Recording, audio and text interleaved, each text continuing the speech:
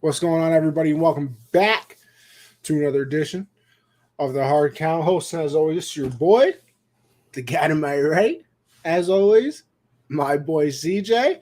And listen, 9:17, a little better late than never situation going on right now. But hey, we're here.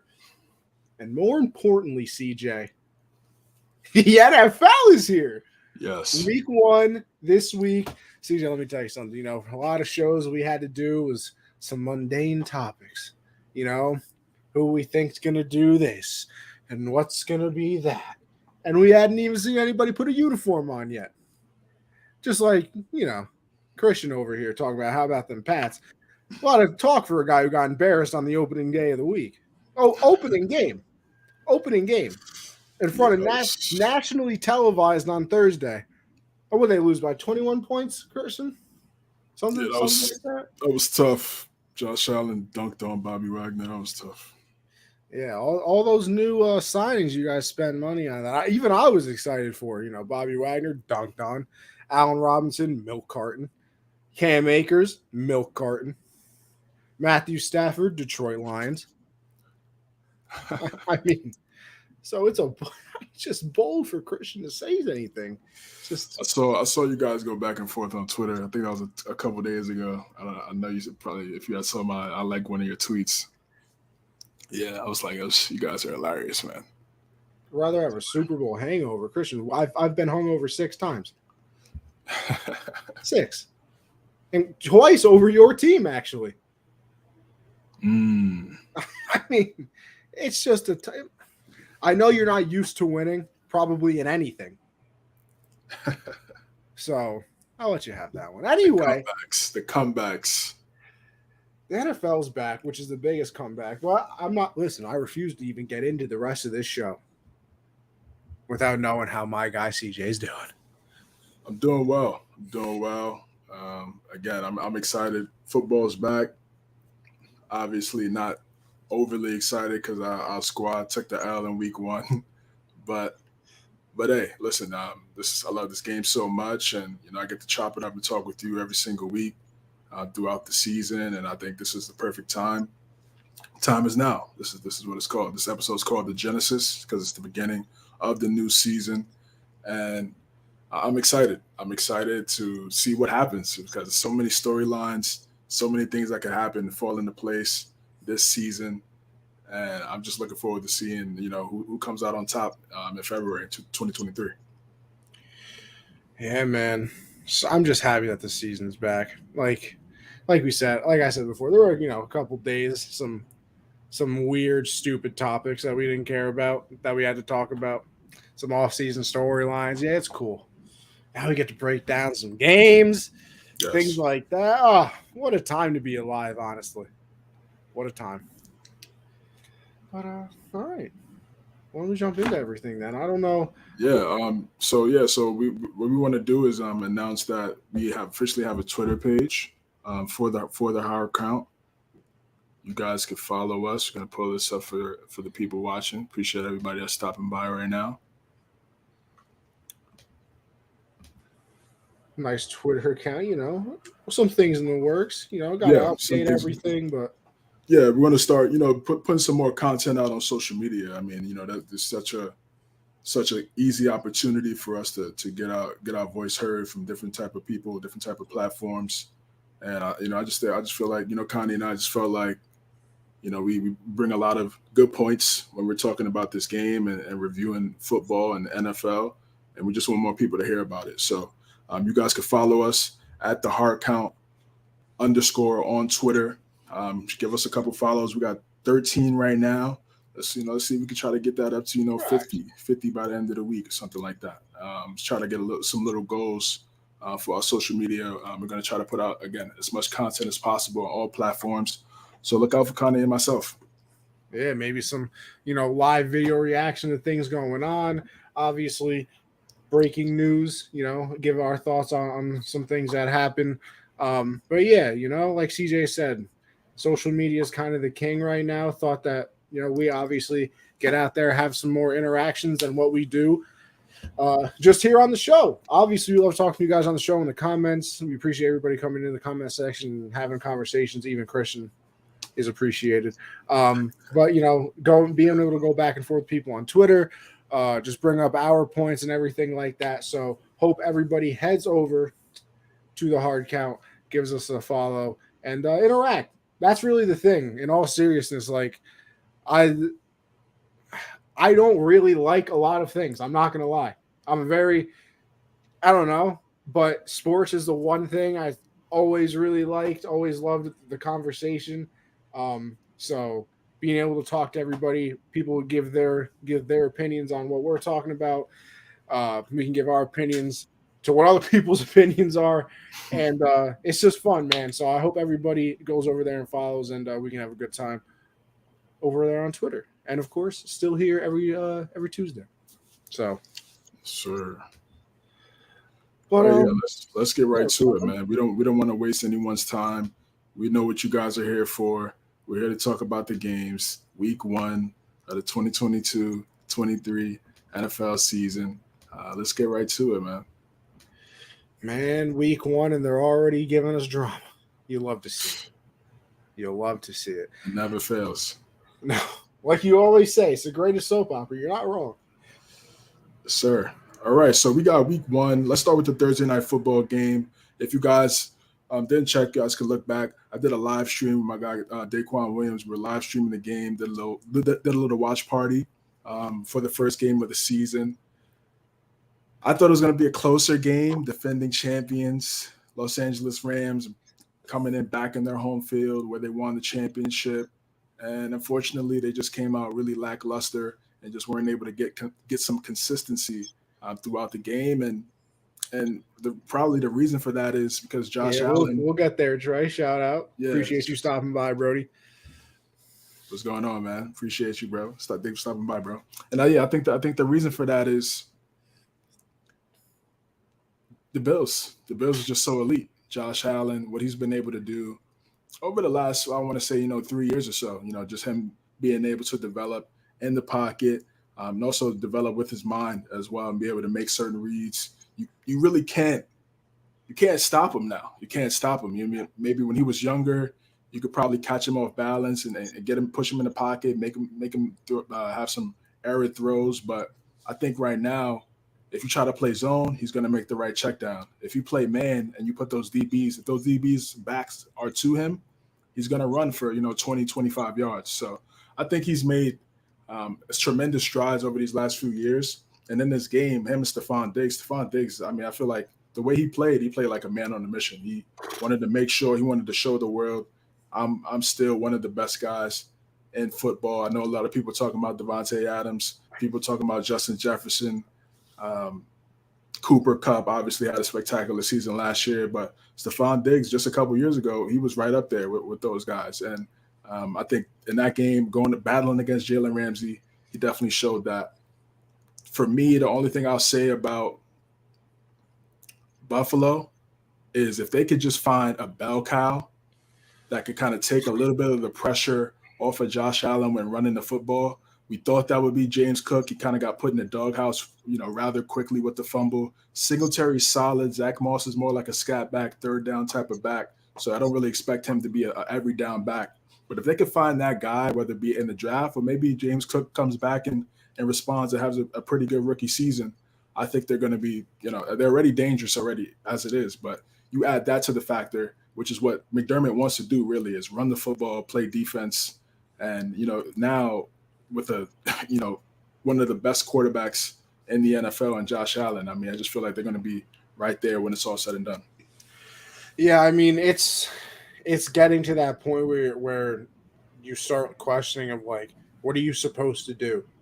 Like that's really like you watch this game and this is the thing, like it's week 1, everybody's going to overreact. When we get to the Patriots, I'll overreact because that's what I do.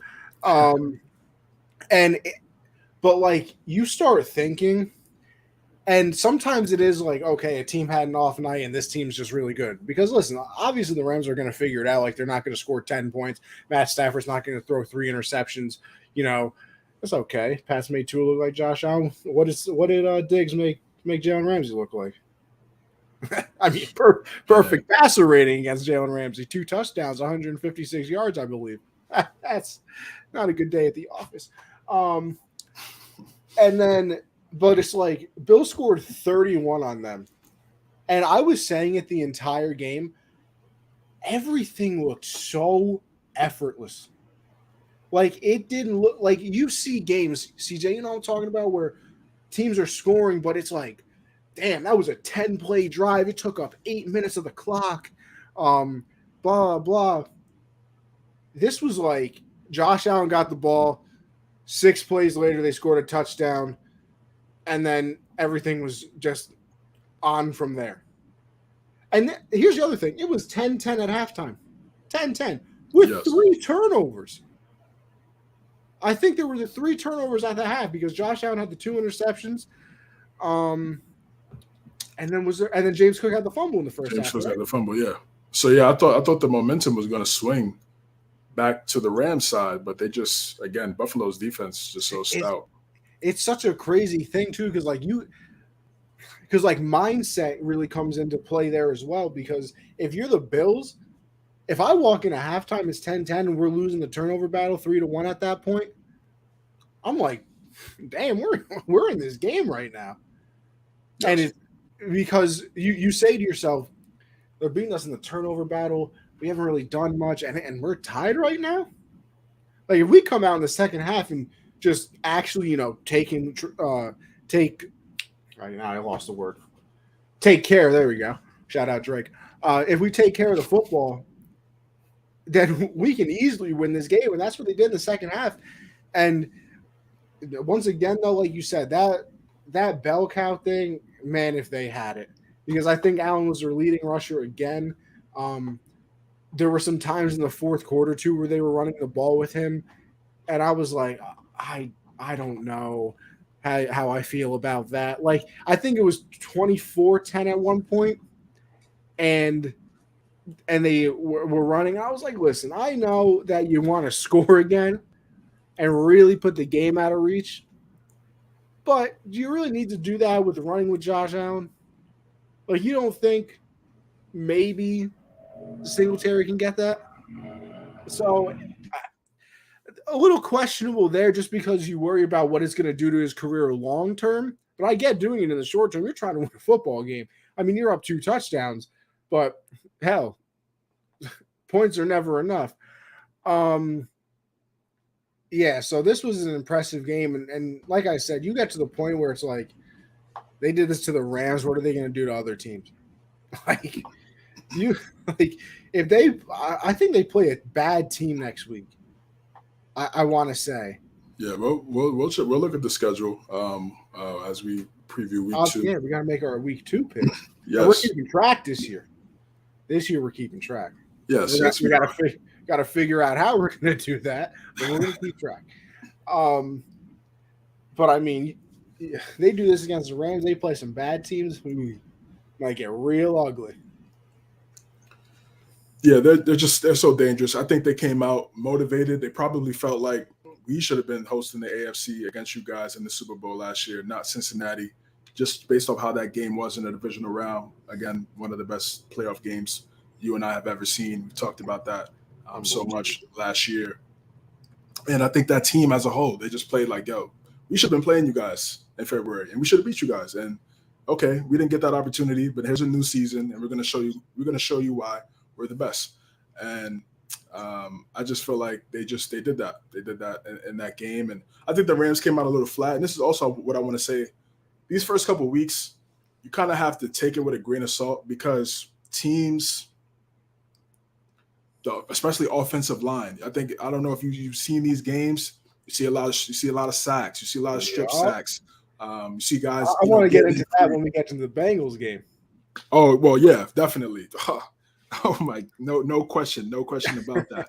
But just in general, you just saw a lot of blown coverages, blitzes, things like that. And I think the defensive coordinators, they're smart. They're like, listen, these guys in the offensive line, they're not practicing like how they used to practice back in the day.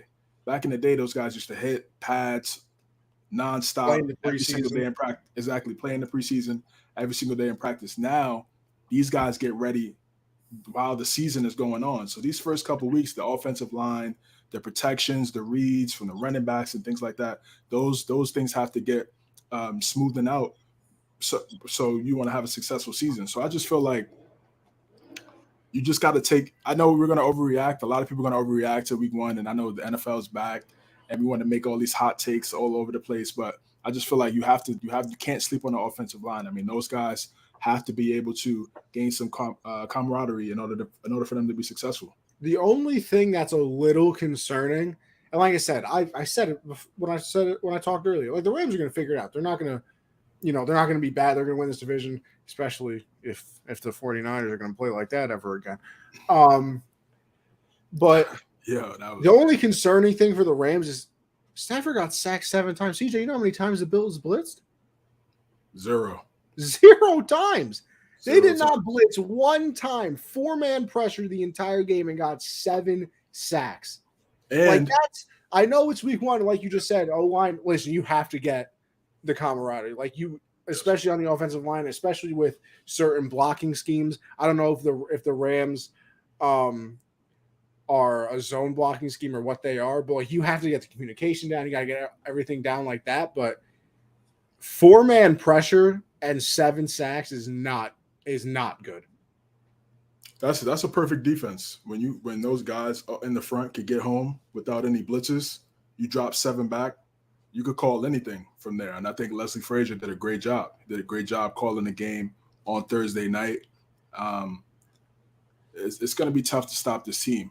Again, especially if Josh Allen is able to be slow, methodical, take his time, not force it. Yeah, of course, we know he has a strong arm, but does he need to really throw that pass in that window right there in that situation? Take the check down, let Singletary, let Moss get a couple yards. And then if something is more open down the field later, then you make that pass like we saw from Diggs when he, burnt Jalen Ramsey for the touchdown later in the game. We got some more comments in here. Appreciate you guys stopping by. CJ, here I want to get to this one because I'm just curious, CJ. How much rent do you think we should start charging Christian for living in his head? How much? Well, I mean, we're talking about his own team right now, and all he can think about is I think he's a closet Patriot fan. No, he's upset. He should be upset. I mean, again, that was the only game on TV at the time, and your team gets blasted like that. It's understandable. Will the Pats win another chip in our lifetime?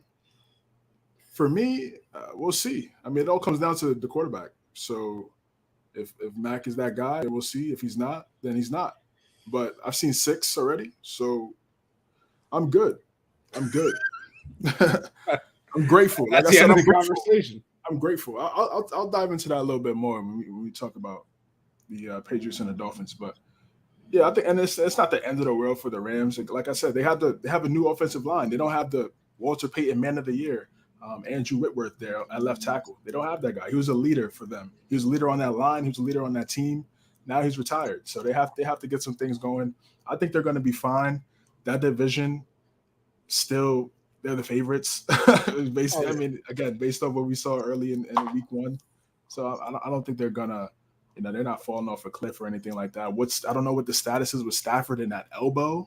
I don't know what's going on with that. That's something that's we're gonna have to look at throughout as the season goes on as well. So I think the Rams will be fine. They got hit in the mouth, and we'll see how they respond in week 2. True. I don't know. We will find out. We will find out. I mean, I think they're playing the Falcons. The Rams are so. Okay. So yeah, that's a get right game. That's a get right game. You lose that one, then you start getting into a little bit of a conversation of what are we doing here. Exactly. Okay, then we got the second game. Speaking of the Falcons, we got the NFC South showdown between the Saints and Atlanta. Saints, I think a lot of people are higher on New Orleans. They have a really good team. We just talked about the Bills defense. The Saints defense is just as great with those guys that they have on that side of the football. Jameis Winston coming back, I think a potential comeback player of the year candidate, tearing his ACL. We saw how well he played before he went down against Tampa Bay last year.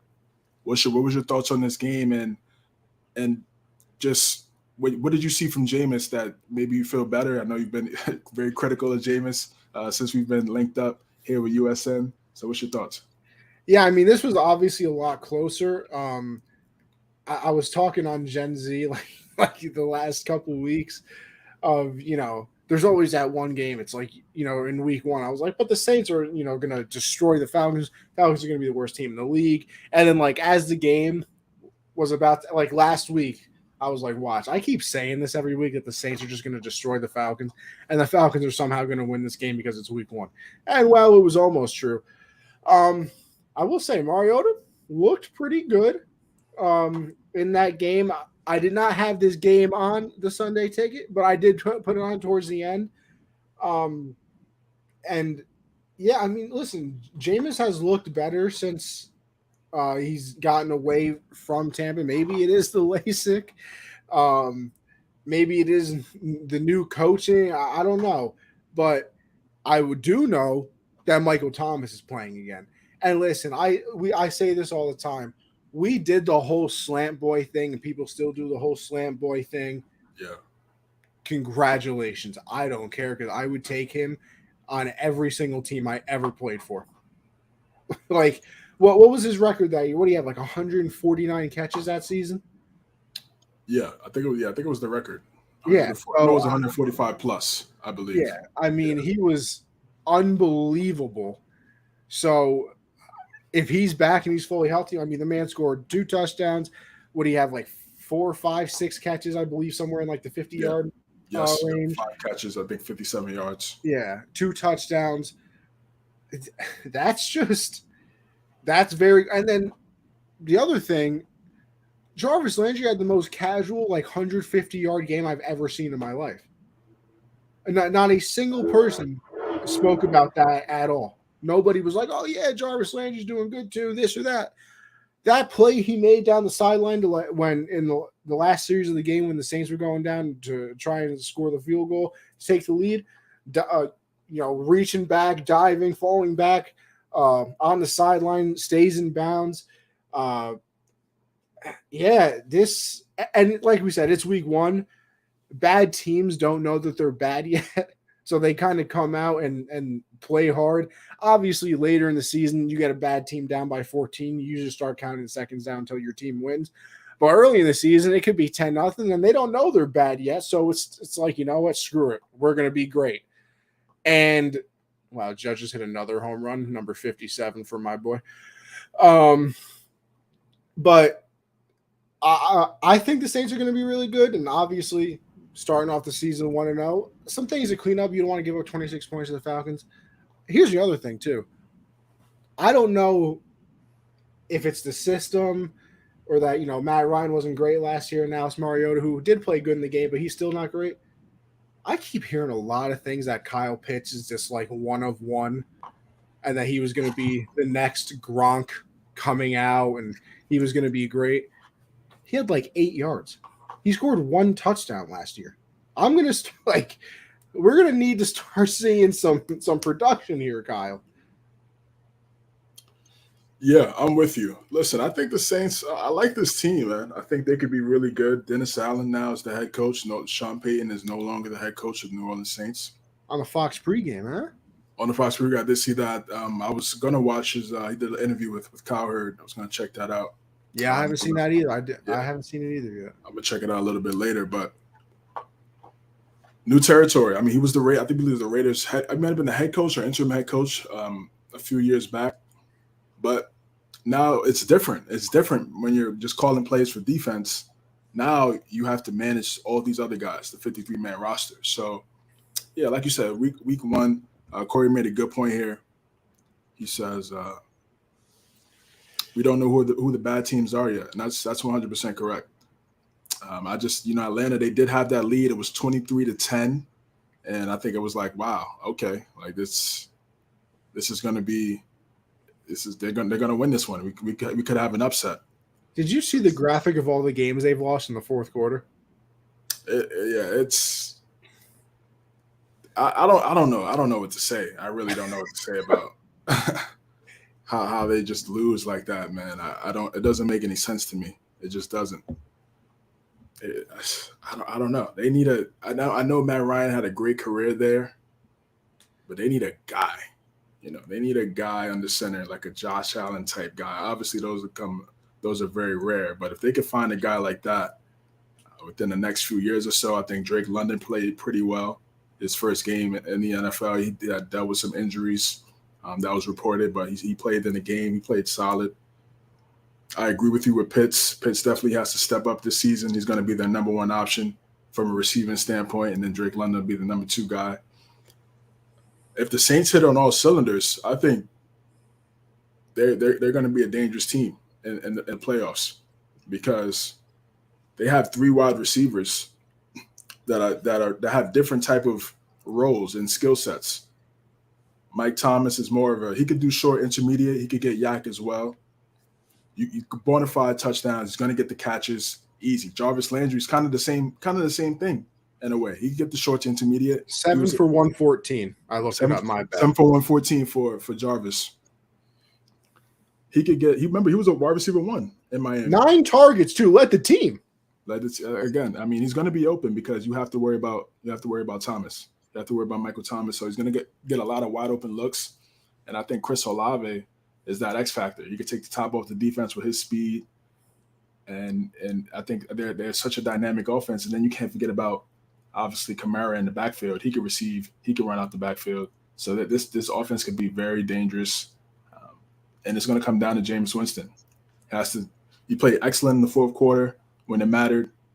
Check downs, made the right reads. This is kind of what we expected. This is what we wanted to see when he first came out of Florida State. Want him to be this guy. It took a while. He's still 28, 27. So it's not completely over. I think he went to the perfect team, perfect situation. I think that defense is going to play better next week. I'm sure of that.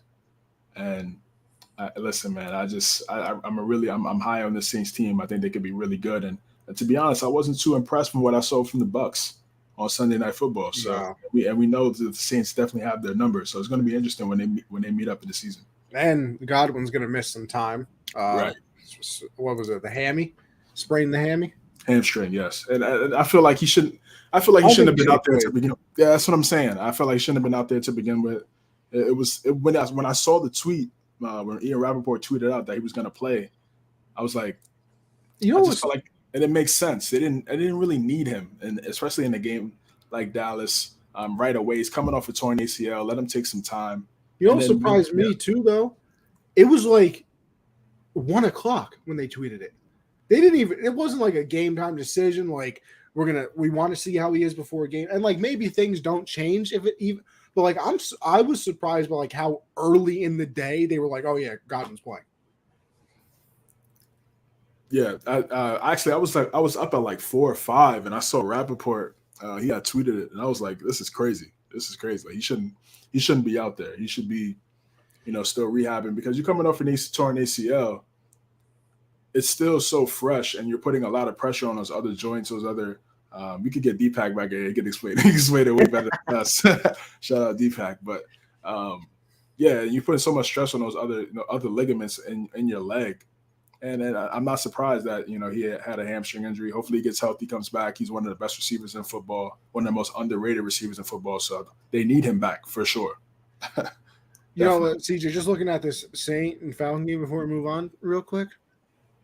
Cordero Patterson, 22 rush attempt carries, 120 yards and a touchdown.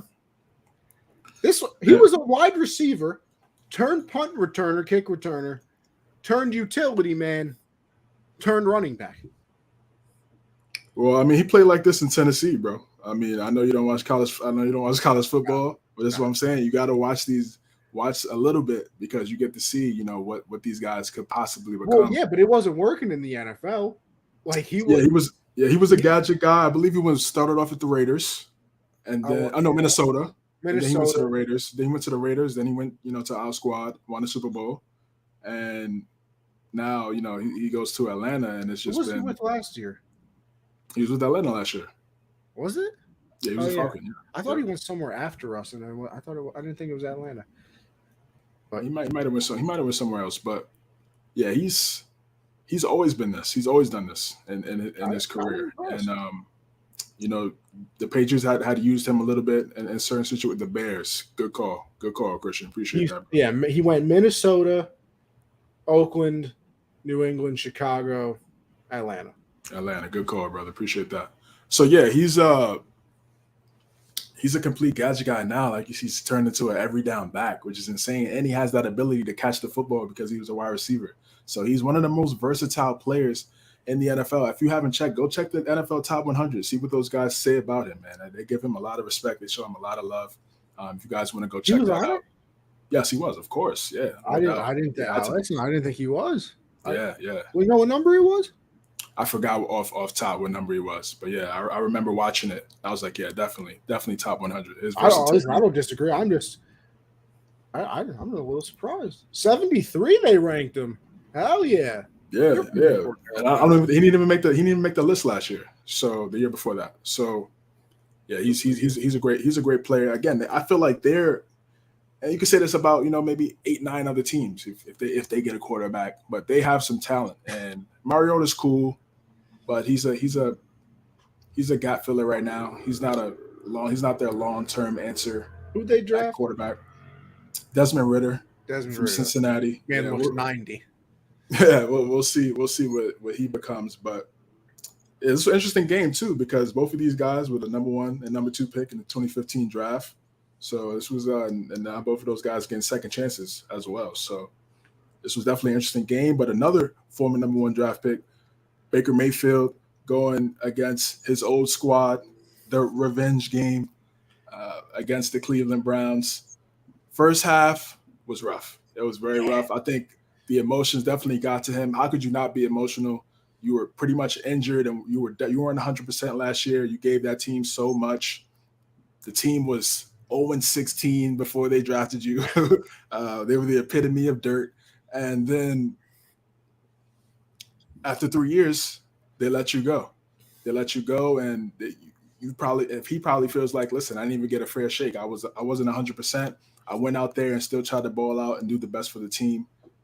Unfortunately, they saw Deshaun Watson there, and they made that move. Remember, that regime did not draft Baker Mayfield, so they weren't tied to Baker like some of these other franchises. So they felt like they wanted to look out for themselves, which is what everybody should do most more times than not. But that's what they did, and now he's a Carolina Panther. And I just think that first half, it was rough. I think it was a lot of emotions and a lot of jitters. I'm gonna say this though, for the Brown side, Nick Chubb is he's excellent. He's excellent. Underrated. I'm sorry, he's underrated. Very underrated. He's not flashy. He doesn't do a dance after a touchdown or stuff like that. But you want production. You want over a buck every single game. He's gonna get that. He's gonna get that for you. 20 for 141. He's so good, man. He's so good at football, bro. I see watching him at Georgia. We talked about that too, but he's electric. He's electric. He's the best player on the offense, in my opinion. Oh yeah, no doubt. And even when Deshaun comes back, I feel like, because that's what Stefanski wants to do. He wants to run the football. That's how they play. That's how they got to the playoffs a couple years ago on the shoulder pads of Nick Chubb and Kareem Hunt as well. You have that. I mean, Kareem Hunt used to be a RB1 in Kansas City, and now he's a RB2. And a good RB1. A really good RB1. So you have that dynamic in the backfield. It's tough to stop. Jacoby Brissett, again, gap filler. He struggled, but he made a clutch play in the fourth quarter. I think it was like second and 11, and Peoples-Jones made a tough catch that kept them in to go down the field goal and get the field goal. Man, it was a rough game. What'd you think of the end with the fake spike thing? Yeah, it was weird. It was a little weird. But because obviously Josh is a Panther fan, so me and him talked about this yesterday. Right. he's up in arms about the fake spike. And I can listen, especially if it was my team, I would agree with him, but I agree with him anyway. And they came out today. I don't think the NFL did, but if you look at the end zone camera from the opposite side, he fakes the spike and then spikes it. And like the whole fake spike thing, like, yeah, you can do it and then throw it, but you can't fake a spike and then actually spike. That's a flag. Yes. So, and you know, we talked about this too, where in a weird way, I think technology is kind of screwed with some people too, because you look at the field goal, what was it, like a 50? I feel like it was like a 52 or something. To win it? Yeah. Yeah. Yeah, I think it was like 50 something, yeah. It was a long, like, or even maybe a 54. And he drills it. And the little thing that comes up on the side now where it's like, would have been good from 68. Yes. So that's what comes up on the screen now. But here's my thing. A 54-yard field goal and a 64-yard field goal, you're in a different mindset. Like, I know it's week one, so this is kind of like a bad analogy, I would say, but like that's like saying 4th and 1 in week one versus 4th and 1 in a Super Bowl. Like, they're not the same thing. No, they're not. So saying like would have been good from 68, like I guess, yeah, with like the math that you run, you're correct. But that penalty not being called, especially if that's my team, I'm heated. So I can see, the Rob thing you hate to get into, but like that's a big call. Like, yeah, you shouldn't be in the situation where the refs can take the game out of your hand. And listen, maybe they move the field goal back. He drills a 64-yard field goal. Anything is possible, but it's definitely a different mindset when you know. I mean, isn't that the record? I think the record is 66. Tucker hit it against Detroit. Yeah, or last year. I mean, you're damn close to the record, so you're probably like, Jesus Christ, another 10 yards? I mean, that's a little something. But I mean, yeah, and like you said, just looking at some of the stats here, like Nick Chubb, 22 for 141, 6.4 yards a carry. That's 2 carries, and you're getting a first down plus. Like, that's unbelievable. Then you have Kareem Hunt, 11 for 46. He had a rushing touchdown. He had 4 catches for 24 yards and a touchdown. Donovan Peoples-Jones, 6 for 60, 11 targets too. I mean, Amari Cooper only had 3 for 17. You almost kind of forget that he's on the team on 6 targets. But I mean, Jacoby Brissett, 18 of 34, 147 and a touchdown. You're, like you said, you're really going to have to get carried by Nick Chubb and Kareem Hunt and, hope that Jacoby can play better, because against a lot of teams, that's definitely not good enough. And then, I think that there's some positive outlooks here for the Panthers too. Like, yeah, I think we all got lost in it, that it was, Baker Mayfield revenge game. They're playing against the Browns. And like in our heads, it's Jacoby versus Baker. And then you realize when you watch the game, by the way, Baker has to play against the defense. It's not against Jacoby, sorry to tell you. Because then when you look at the defense, you have the highest rated pass rusher of week one in Myles Garrett. 2 sacks on 2 consecutive plays. The Browns defense is very good.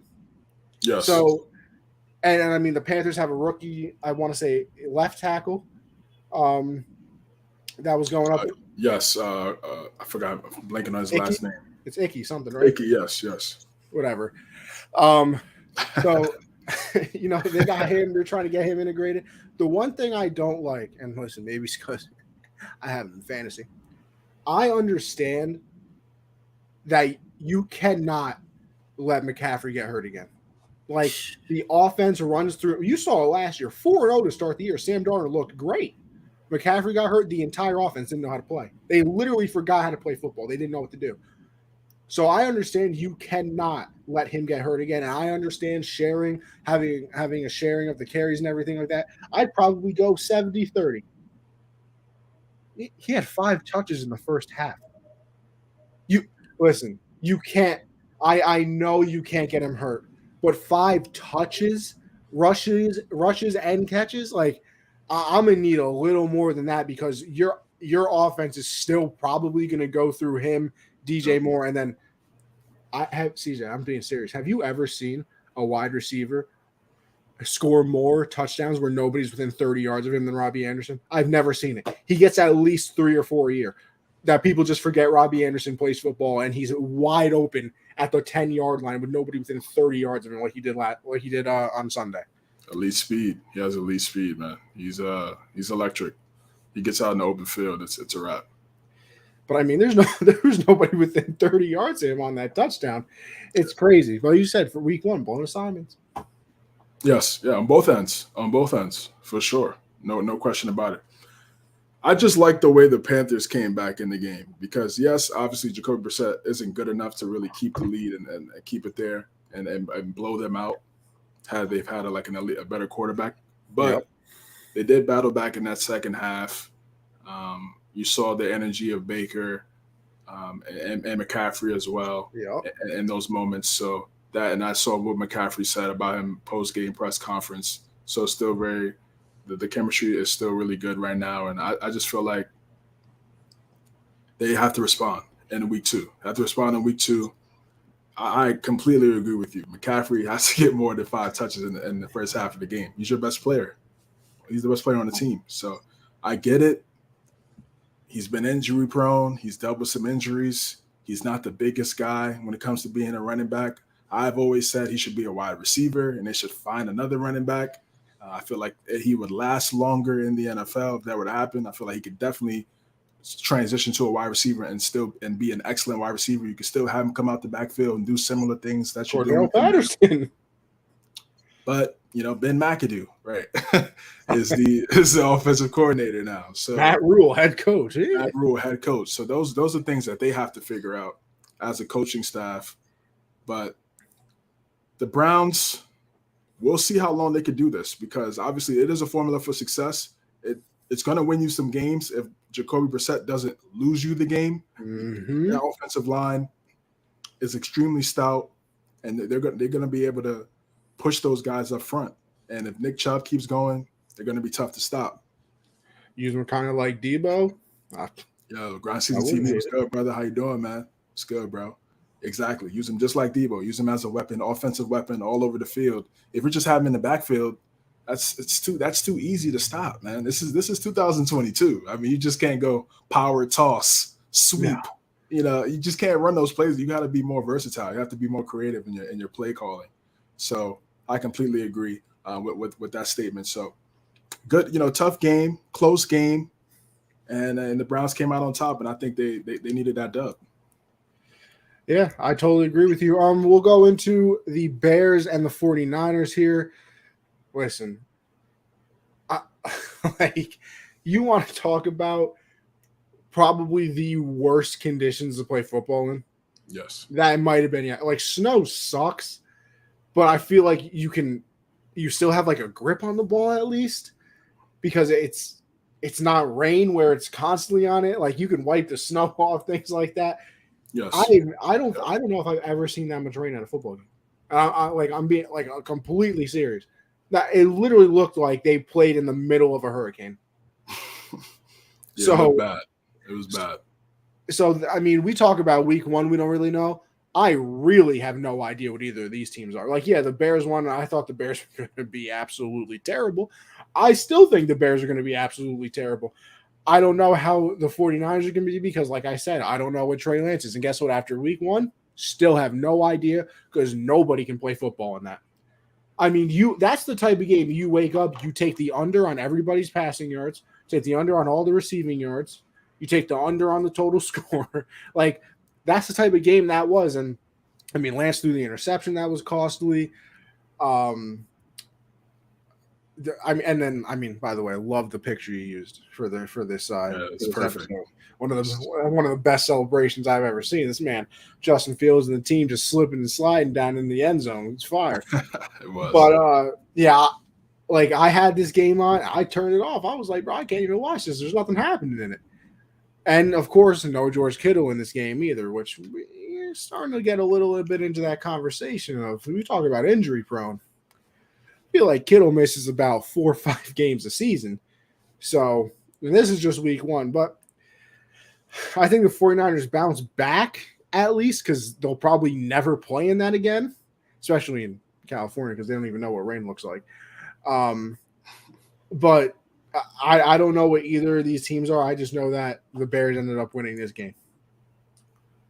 Shout out to our guy Garrett. He was so confident last week, and I think when he said it was a winnable game, I think some people I'm not gonna lie, I was like, come on, let's 49ers. Yes, I know Trey Lance is just his first game as a being the official guy, but I felt like the Niners gonna win. Long and behold, granted conditions you have to bring that up, but it was a factor for both teams. It's not like it only rained for the 49ers and it stopped raining for Chicago. The Bears played in the dome. The 49ers had to play outside. Yeah, exactly. So both teams had to go through those conditions, and Bears came out on top. They made some great defensive stops. They were able to run the ball pretty solid. Justin Fields, I think a lot of people were saying, it's just the preseason with those stats. And of course, you have to take those preseason stats with a grain of salt, but it's also confidence too. You have to think about the confidence that these guys have. And I just want to see him continue to improve. I still don't feel like he's in the best situation in terms of offensive line, weapons, running back. So we just have to be patient with his career and how it's going to go. You can't just automatically assume it's going to be automatic playoff bursts. He has to obviously improve himself, but the front office and those guys, they have a new front office. They have new guys, a new regime now. So they have to put some, really good pieces around them. But this is a great start to the season for the Chicago Bears. 49ers, they started off slow last year, and they still managed to get to the NFC Conference Championship game. Crazy enough. So Kittle wasn't there. That's the third down. That's their third down weapon. That was Garoppolo's third down guy. He's so key for them in situational football. And what do they always say?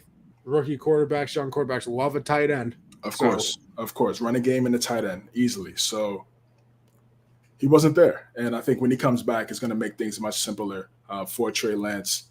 And Trey Lance, he needs to improve. This was a guy that hasn't played a lot of football in the last three years. Didn't he play like 12 games in his college career? Close to that. And then, the year, obviously the COVID year, he only played one game. It was like a classic showcase type game. And then he sat for the whole year. He didn't play at all. And then last year, he only played 2 games when Garoppolo got hurt. So he's very inexperienced, he's very raw. So if you're a Niner fan, I don't know what you're expecting. I don't know if you're expecting this is not Mahomes' first year as a starter. This is not that. This is something totally different. And this is what I'm saying. People always want to mix and match and compare this guy with that guy. You got to look at the situation for what it is. Mm-hmm. And he's very inexperienced. He needs time to play.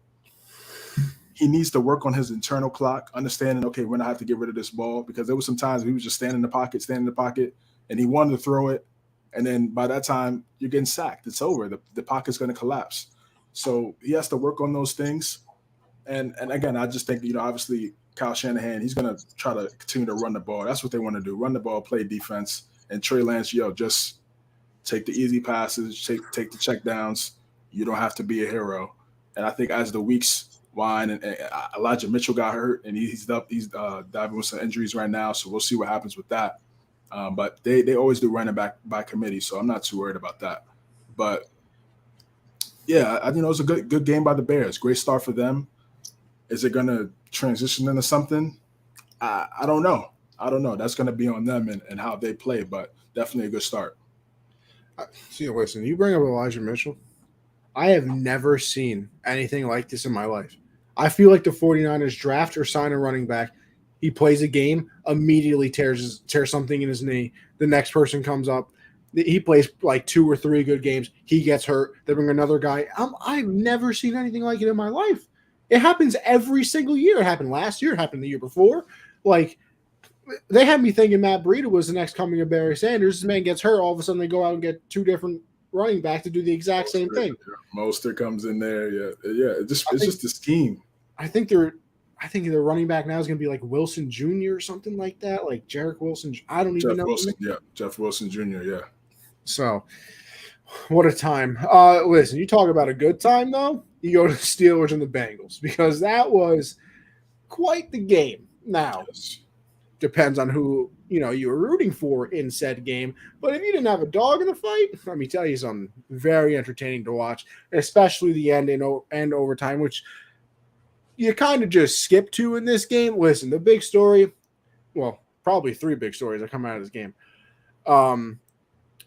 Joe Burrow can't throw 4 interceptions ever again. You obviously can't have that. But we always talk about it. First month of the season, preseason. That was seriously, CJ. Besides practice, that was probably the first time Burrow's thrown a ball since the Super Bowl. Right, because he had the surgery and he had to sit out. Exactly. So that was probably the first time he threw a football since last year's Super Bowl. So obviously going to be a little rusty there. And then, honestly, I kind of just skip ahead to the end of the game. They end up coming back. T. Higgins is out towards the end. I believe he had a concussion. And then Tyler Boyd ended up going out later in that game as well. And here's my thing. I say this all the time, and it's got to be much harder to be a coach, obviously. But it's fourth. There's like 5 seconds left, second and goal. How do you let Jamar Chase beat you? Like, that is literally the only person I am not letting beat me. Everybody else, listen, if you throw like they did on first and goal, they threw it to some dude, I don't even remember the guy's name, in the back of the end zone. And he had the ball in his hand for a second and then ended up dropping it because he heard Minka Fitzpatrick, footsteps coming out and thought he was going to get absolutely rocked, which, by the way, listen, we don't really give love to safeties because it's always like the corner and the pass rush and everything. Having a good safety, kind of a fun thing to have. I mean, you look at Buffalo, got 2 good safeties, Poyer and Micah Hyde. Minka Fitzpatrick is the best out of all of them. 17 tackles he had, an interception, and then obviously had we gone to overtime, the tipped point after. The man is an absolute dog. And a touchdown. Oh, yeah, and the touchdown. You're right. He had a hell of a game, man. Thank you, Miami, for trading that man out of our division. Greatly appreciated. But yeah, I mean, Burrow 33 of 53, 338. Mixon 27 carries, 82 yards. And look, Jamar Chase 10 for 129 and a touchdown. And then so they score the touchdown. The game's over. That was they tie it up 20-20. You're going to kick the extra point. We're going to get out of here. Long snappers are clearly the most valuable player in the entire NFL. We saw it over the weekend because the long snapper got hurt for the Bengals. Now with some backup tight end that hasn't really done it. Apparently, he snapped it back very slow, not a lot of velocity on the football, getting to the placeholder. Minka Fitzpatrick coming around the corner, blocked. Now we're going into OT. You go into OT, back and forth. Okay, Bengals obviously going to win this one now. You got McPherson, who just has the utmost confidence, looked at the Bengals and said, hey, we're going to the Super Bowl, guys. Congratulations on that kick they had to win the game in the AFC Championship game. He misses because, once again, the long snapper almost snapped it over the placeholder's head. Then he had to get the ball back down. Laces out, CJ. Kickers cannot kick with the laces facing them. It is like kryptonite to Batman. Or not Batman, Superman. And he misses that one. Well, now you're like, okay, Steelers, you got a chance here. They go down. Boswell, I've never seen a kick like that in my entire life. It's going left. It's going right. It's going to go in. It goes back left. Doink. Might have been the loudest doink off of a field goal post I've ever heard in my entire life. Yeah, it was pretty loud. Like, it was pretty loud. It was one of the loudest doinks I've ever heard. So now you're like, okay, Bengals, you got another chance here. They don't do anything. They're in field goal range. Burrow fumbles the snap. Pirine picks it up, tries to advance. You can't do that in the final 2 minutes of a game, which is, by the way, the dumbest thing I've ever seen. So that doesn't matter. Now they have to punt it. Steelers go down, finally make a kick, and the game is over. But, I mean, that was a roller coaster of emotions. Every single time somebody kicked, I was like, oh, man, the game's over. Congrats, boys. Literally in the chat, in the football chat, had, damn, Bengals win after all that when they were going for the extra point. Didn't send that message. Good thing I didn't. But crazy game, CJ. You talked about Minka Fitzpatrick. Man, TJ Watt. I was going to say that to Prayers the up. end, but I mean, Prayers up. Thankfully, it wasn't season ending. They say in 6 weeks. I don't know what the Watts are made out of, bro. Man, Because you remember JJ tore his. I mean, I know it's not the same thing because I guess he tore the muscle, not the ligament, which means a lot. Which means you can just rehab it, I guess.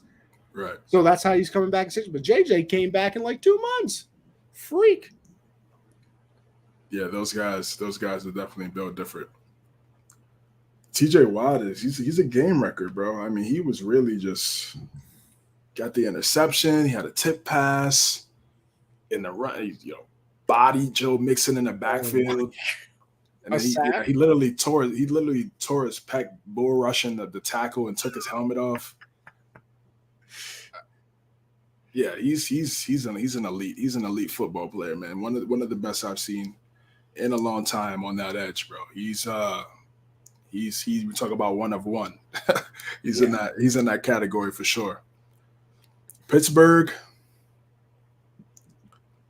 this is how they're gonna win. And this is what I wanted to get to, and I'm glad we got here. This AFC North, all those teams are really built the same. They're built the same, with the exception, the Bengals could be a little bit more finesse because they have a better quarterback than the other. Well, I mean, I think they have. I think it's because they have the best wide receivers. They have 3 people who on if they were all on separate teams could have 1,000 yards easily. Yes, and exactly that's why I said they could be a little bit more finesse. But all 4 of those teams want to do the same thing. And we sleep on Cincinnati's defense. It's pretty good. It's pretty good. Yeah, it's pretty good. They don't have a TJ Watt. Hell no. Nobody does though. But they got Henderson. They got some other guys in there that make some plays and they do a great job as well. You don't get to the Super Bowl. They got to the Super Bowl for a reason, not just because of Burrow and Chase. Those guys made stops on that side too. So we knew this was going to be a battle. AFC North, very competitive. And again, this AFC North is going to be a gauntlet just for the simple fact that they're just going to beat each other up. It's so physical. All 4 of those teams are so physical, man. And I'm interested to see who's going to win that one, because Pittsburgh, their defense, I felt like, I knew their defense was going to be really good, but can they keep this up for the majority of the season to be able to get stops, create turnovers, and get Trubisky the ball back as many times as possible, because he needs it, and he needs good field goal. I mean, he needs good field position as well to score touchdowns, because we know he's very limited at the quarterback position. So personally, I want to see Kenny Pickett in there sometime soon. I know there was some reports that Mike Tomlin is okay with him sitting out for the entire year. Okay. Trubisky's very comfortable in this type of identity of a team. This is literally what they did in Chicago his first couple of years when he got drafted. Run the ball, play defense, don't mess it up. So he could do that, but how long? We know that's not sustainable. We know that style for a quarterback is not sustainable. There's a shelf life on that, especially in today's NFL. So that's my only question with them. But and then obviously TJ Watt getting hurt too, being out for 6 weeks. That's a long time, but they do still have some great guys. Cam Hayward, Bush, obviously Minka Fitzpatrick as well. You didn't even mention either. Najee. Yeah, Najee, he got hurt too. Yeah, he got hurt. He's claiming, he'll be back next week. He'll be at practice. He was in a walking boot after the game. So, I mean, that tackle looked bad. Like his leg got caught up behind him. Those are always the worst. CJ, I looked at that play live and I thought he broke his leg. Yeah, that was, oh God, that's one of those tackles that you look at and you cringe so hard. Because you're like, so many things can go wrong with a tackle like that. And it's not like it's a dirty tackle. It's just how he fell.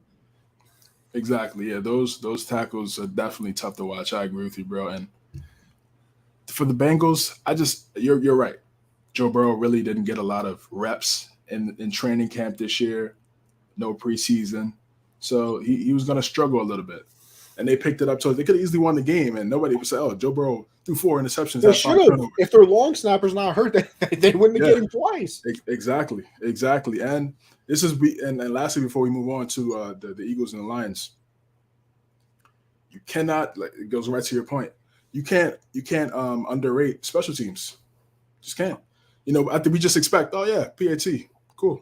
I literally had the game won for them.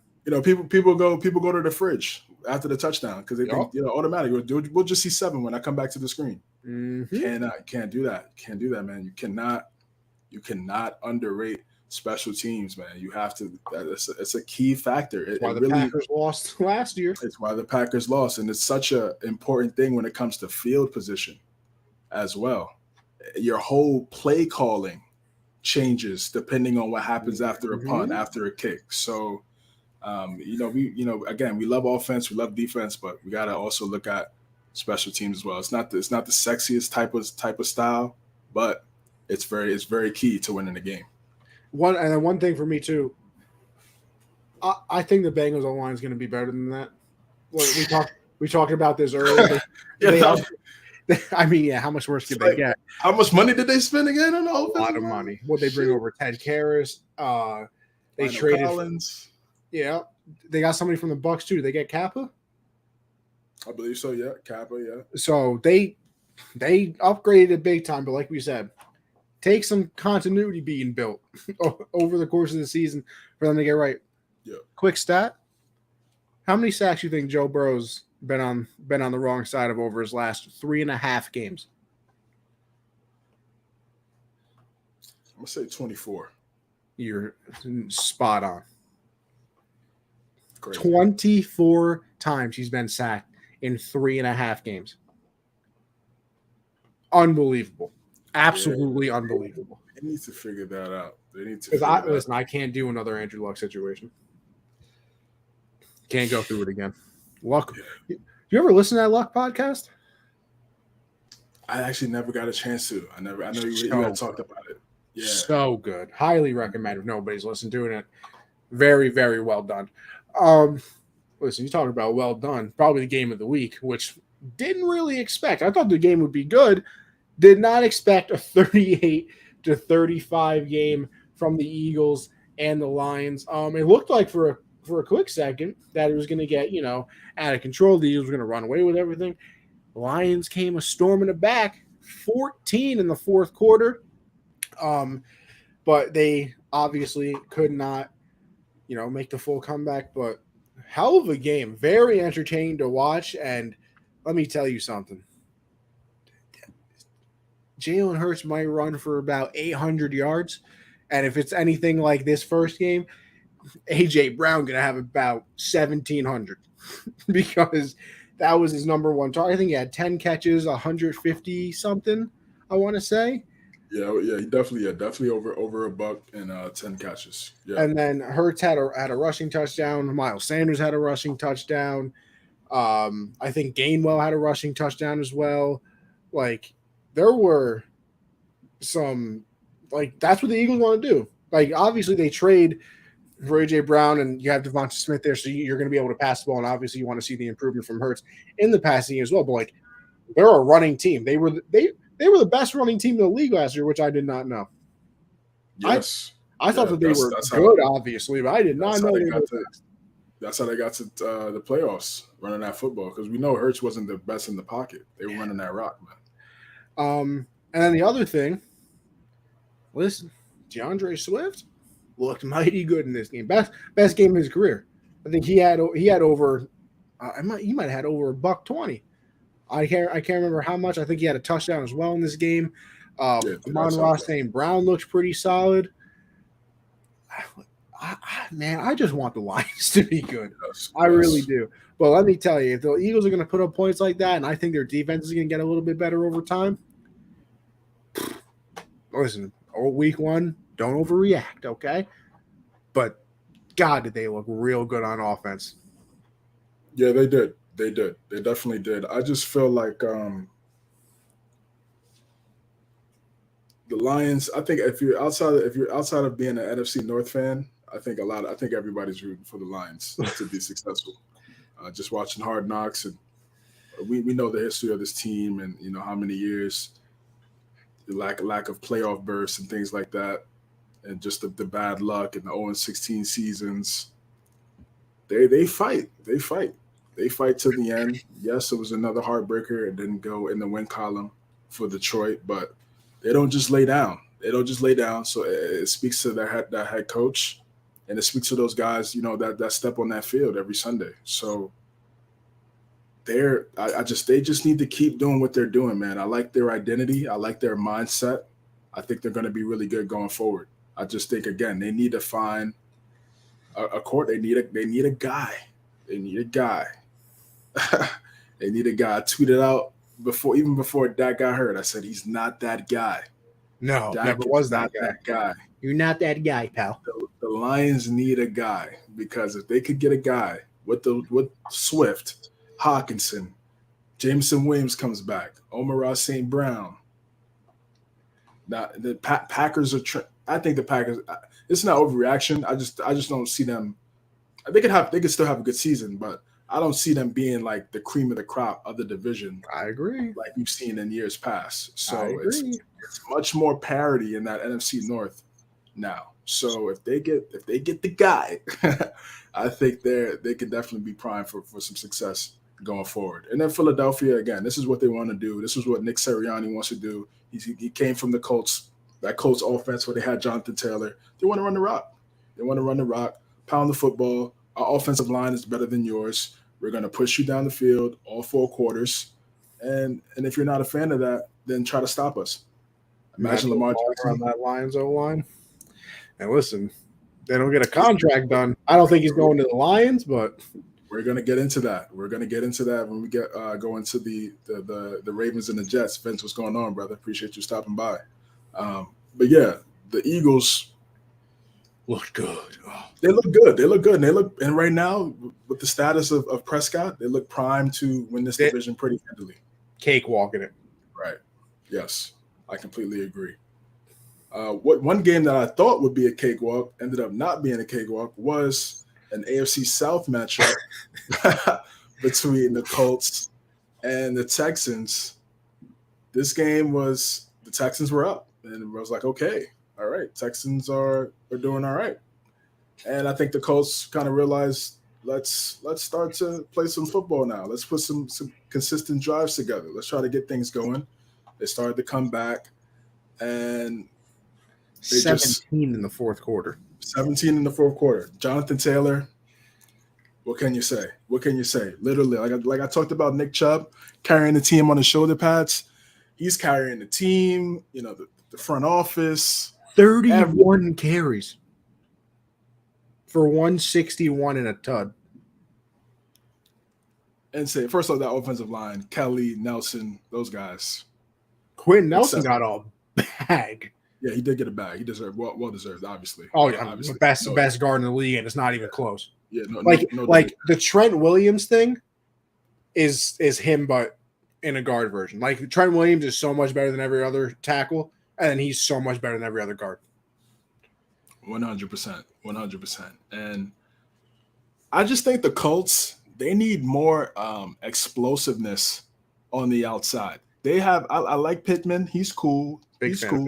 Could he be a wide receiver 1? Maybe. To me, he looks like a wide receiver 2 to me. I think they need to find an explosive wide receiver on the outside, take the top off the defense, get yards after the catch. Because with this, with you have this guy and Taylor in his prime, ready to rock.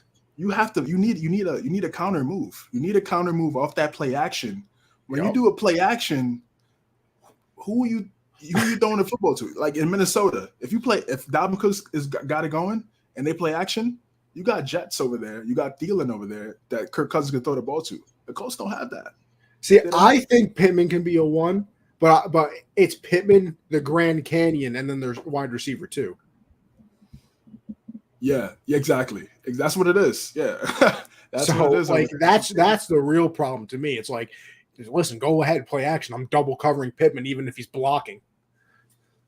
I agree. They need to, and that not just at wide receiver, at tight end too. Mo Ali Cox, he's cool.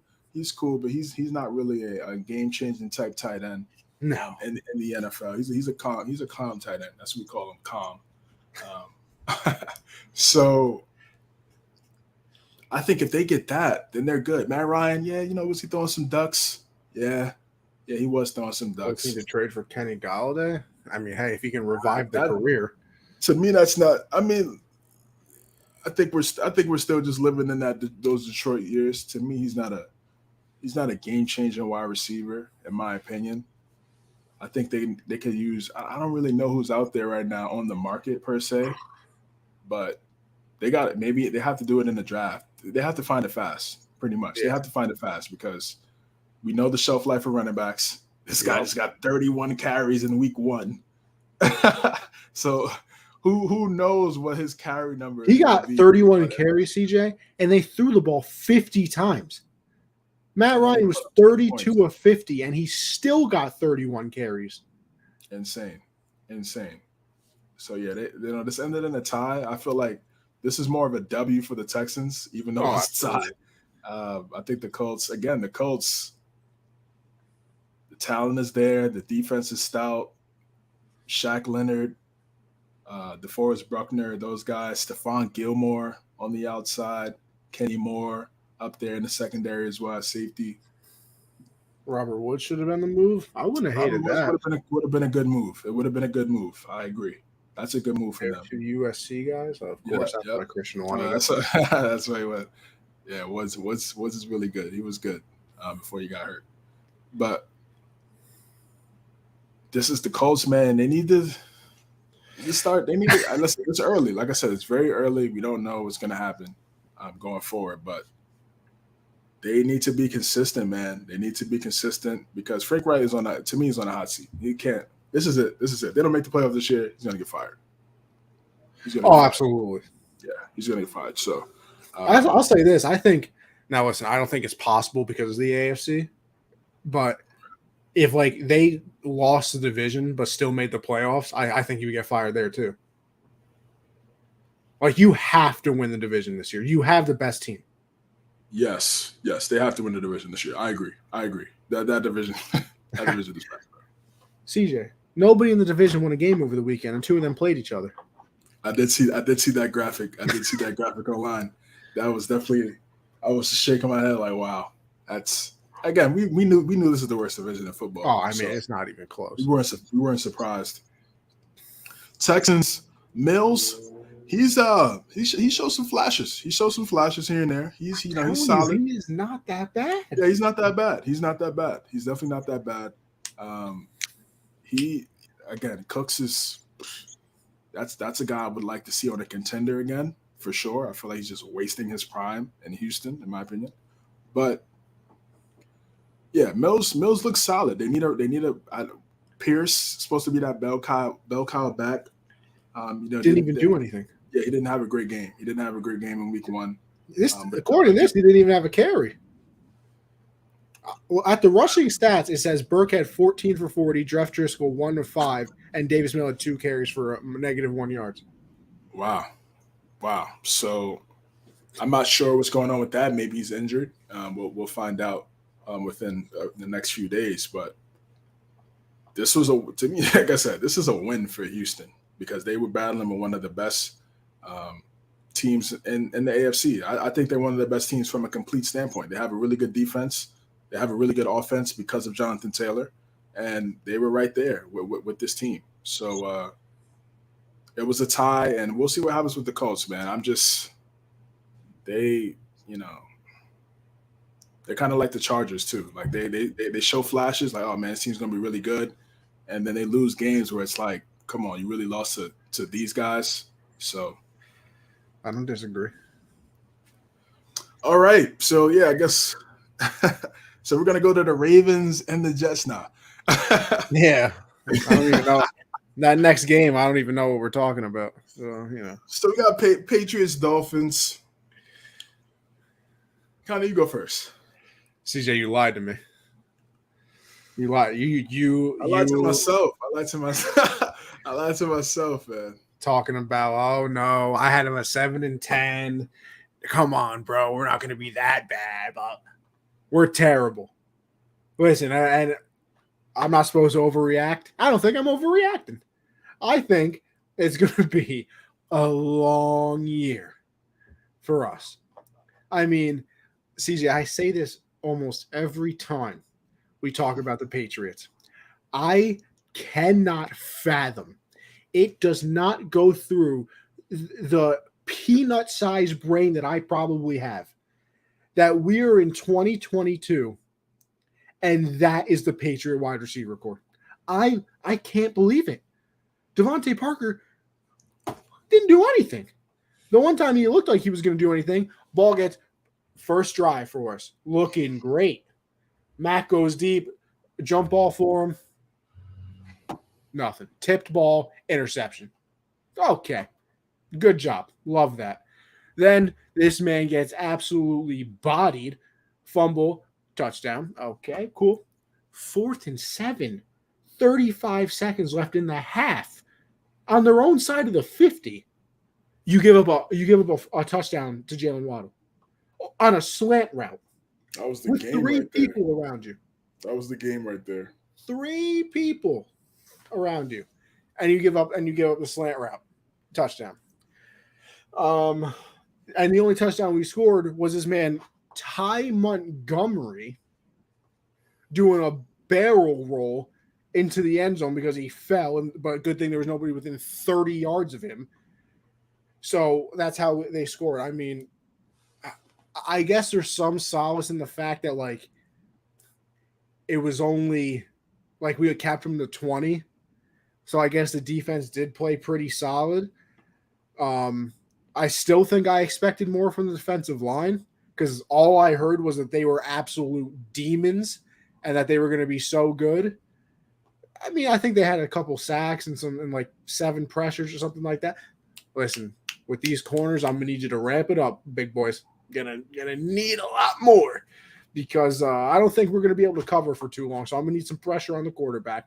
But and then how can I almost forget the most useless wide receiver I've ever seen in Nelson Aguilar? Over the middle, tucks the ball away, takes a step, does all the proper things just to make sure that he can fumble the ball. Because, maybe if he gets hit right away, you didn't make a football move, not a fumble. The Patriot drive keeps on going. No, you did all the things to make a football move just to fumble, just so we wouldn't have the ball. I trade him to planet Mars. Listen, Elon, you want to go to Mars? I got your first test subject. So go ahead. Take Nelson Aguilar.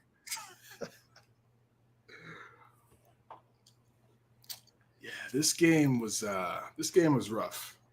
This game was a rough game. Like you said, first drive, I'm like, hey, we moving. Yeah, we're moving down the field. Felt good. And then I just feel like Mac just forced it. Tip pass, interception. I'm just like, okay, all right, man. Okay, cool. 1 series, it's nothing. My problem is the offensive coordinator. Battle, debate, family, whatever it's called, duo, trio.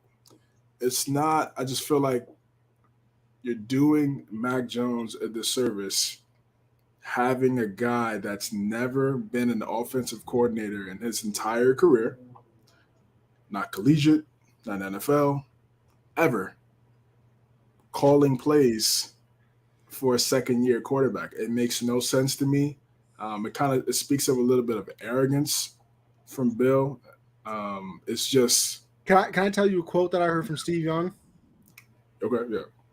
You know me, I always listen to the Michael K show. They have Steve Young on every week. He said, I heard Bill Belichick say maybe a couple of years ago that, a defensive guy could call offensive plays because he knows what they're looking at, blah, blah, blah.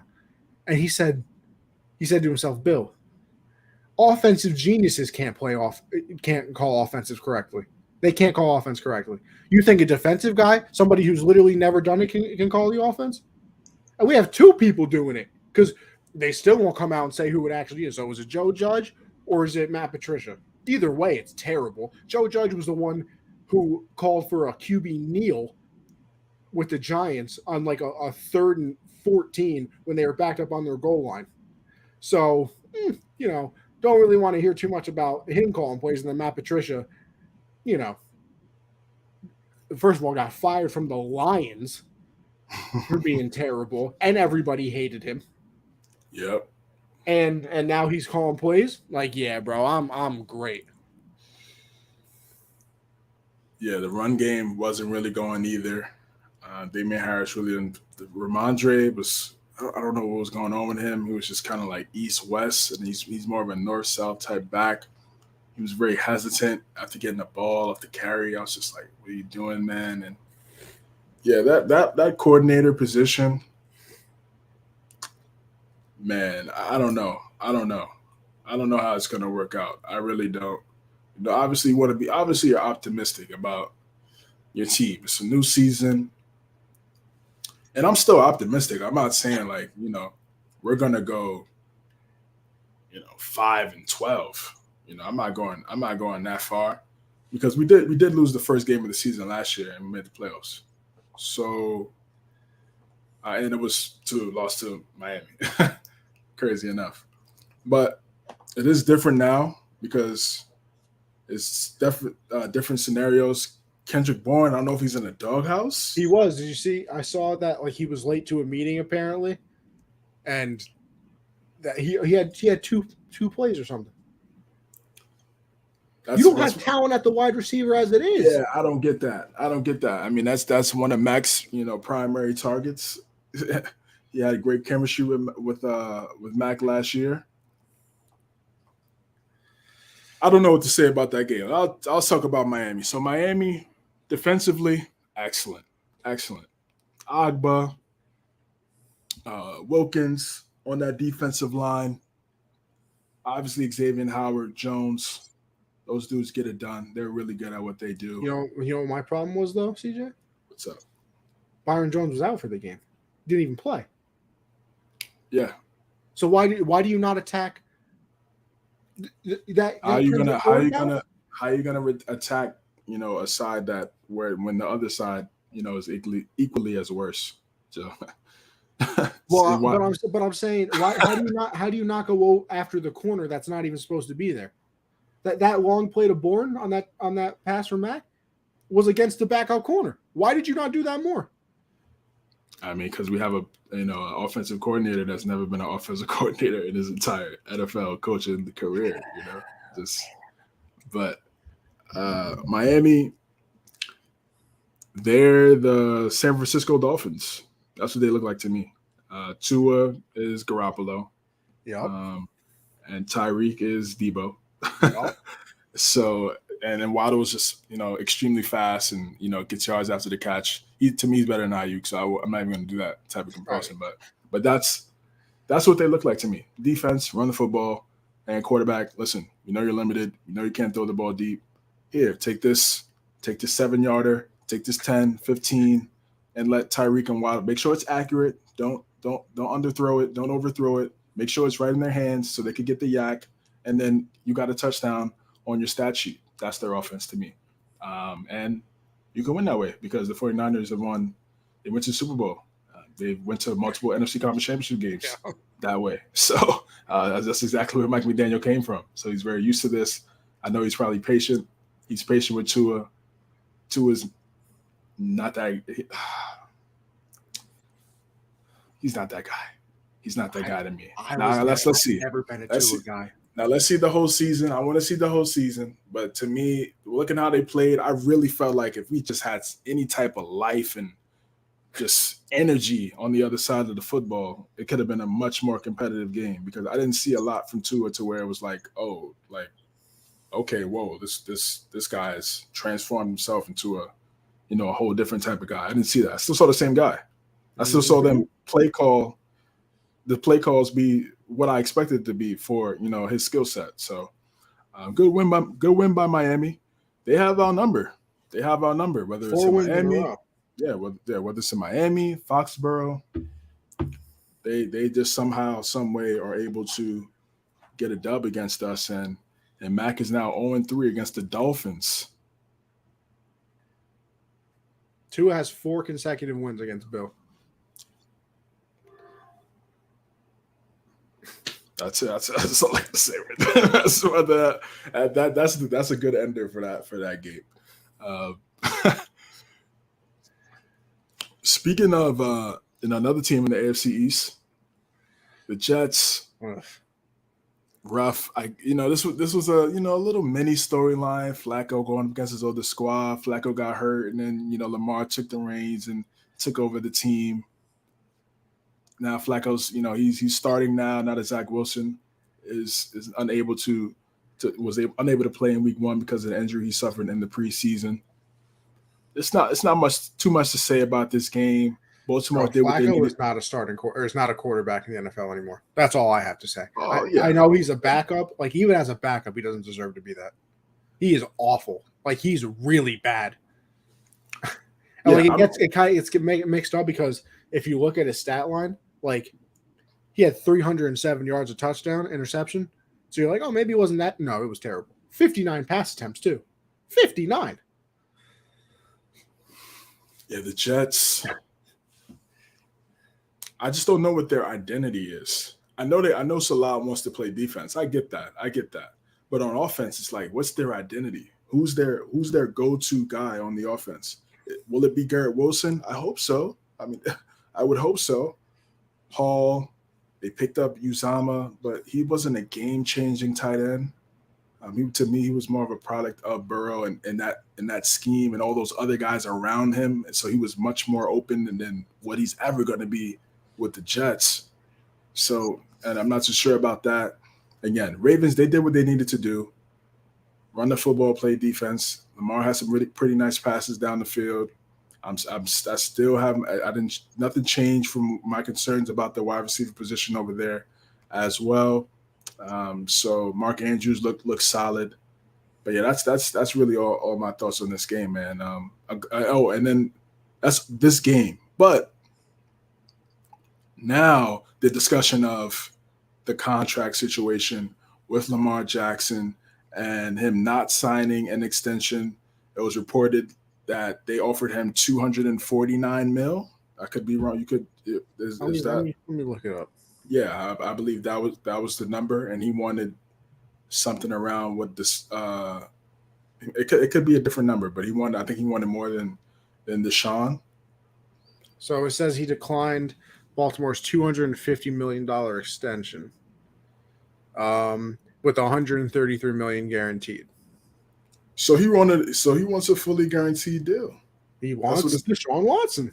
That's what it sounds like to me. And I mean the Browns pulled the Browns did a Minnesota with the Gobert situation. They kind of messed it up for everybody else. Yep. So now these agents, and Lamar's representing himself, and these quarterbacks.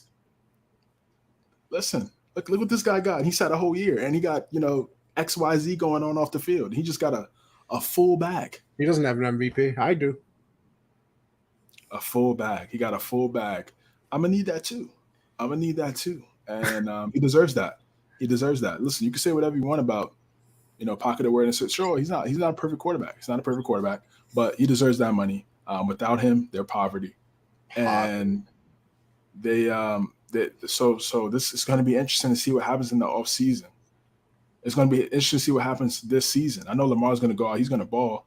That stuff's in the back of his mind right now. He just wants to win, help his guys. I know nobody's thinking about the money right now, but it is going to be a discussion. And I hope they're able to get some wins. I think they're going to be really good and win some games. But if they start losing, that topic is going to come up over and over again. And I could already see it now, how it's going to play out. Oh, I absolutely agree with you. I mean, he's betting on himself. And I guess I heard this when I was listening to Pat. I guess because obviously if he doesn't sign the contract, he doesn't get what he wants. They're just going to franchise him. They're not going to trade him.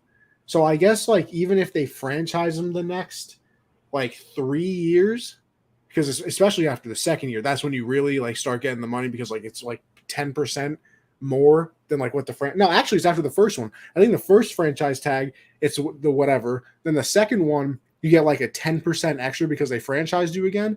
And then after that, it's like 20%. So I guess with that math, he would make more, and a franchise tag is guaranteed too. Yeah, but it's just it's just 1 year. That's what I'm saying. But you don't have the long-term security, right? But the guarantees, if they did do that to him, is more money than the 144 million guaranteed. Apparently. Right. Yeah, it's just so like I guess if you want to bet on yourself 3 times, you could technically make more guaranteed money than probably a 10-year contract that they would have made him sign. Yeah, you're walking a fine line doing that, especially in football. Oh no, I agree. No, I know what you're saying. No, I know what you're saying. I'm just saying that for that if that mindset in general, if he were to think like that, which I doubt he is, because obviously he wanted more money, so obviously he wanted that long-term security. But man, I hope they get it figured out. I really do. I like him on the Ravens. I feel like it was a perfect fit. It was a match made in heaven. You know how they went back up in the draft in the first round to go get him, and now he's done wonders with the team ever since becoming a starter. So, like you said, winning the MVP. So I hope we don't get a situation where it starts to get ugly, and we kind of see a different side of the whole thing. All right, we got the Jaguars and the Washington Commanders. A game that I really didn't see too much of. I kind of caught the highlights a little bit. The next day. Jags, there's a different energy around Jacksonville now. Doug Peterson, second-year quarterback. Trevor Lawrence, supposed to be the guy, the next greatest thing since Andrew Luck. All these, Andrew Luck, John Elway. Yeah, it's outlandish takes. They took an L. The Commanders, Carson Wentz. I just feel like Pennsylvania Avenue was onto a good start, though. It's up to a good start, but they're not an exciting offense to me. McLaurin is obviously excellent. Yeah, he's excellent. He really is. Gibson lost the starting spot, which is crazy. But I guess Ron Rivera is not a fan of what he's been doing in camp and practice. So I don't know what to really say. The Jaguars, I didn't expect them to win the game. No. I didn't expect them to win this game. So I just think the Commanders. It's gonna come down to your guy. It's gonna come down to your guy Carson Wentz. How well can he play? I think Chase Young will be back soon. I know there was some friction or bad vibes, some bad vibes between him and the front office. He participated in a camp and didn't tell them, and I think he had a little injury. So that's why he's out. So that's there's definitely some issues going on with that. But I feel like the NFC East, I think the Eagles are the favorites, but Hurts, he looked good, but he didn't look outstanding. So I think we'll work on the accuracy for sure. Yeah, see, that's the key. That's the key for him. I mean, that's the main key. Yeah, and let's go. So yeah, I just think they have an opportunity. If Wentz is just doesn't get in his own way, that's really you want to know what I think about this game, CJ? Yeah, it's like if you're a Commander fan, congratulations. You just got the entire Carson Wentz experience in one game. Literally in one game. Yeah, exactly. Because, like, CJ, I'm sure you saw it in the highlight. That pass to McLaurin for that touchdown, there are not a lot of quarterbacks that can make that throw. Like, that was a very good pass. And then you see that he has, 2 interceptions on the marker. Okay, maybe let me go check out the interceptions. Because, interceptions can be deceiving. Maybe it bounced off a wide receiver's hand. A screen pass. This man threw it directly to the defensive lineman. I have never seen anything like it in my life from a quarterback that it's like, oh my God, you can be that good. And then it's like, you're terrible. And it's within 30 seconds of each other because he can make that great play. Say Scary Terry got tackled at the one. The next play, he literally could have thrown an interception trying to throw the ball behind his back. Like, that's what he does. You know what who he reminds me of in terms of like NBA player? Let me see if you think what thing I'm gonna say. Inconsistent, but when he's can I get a hint here?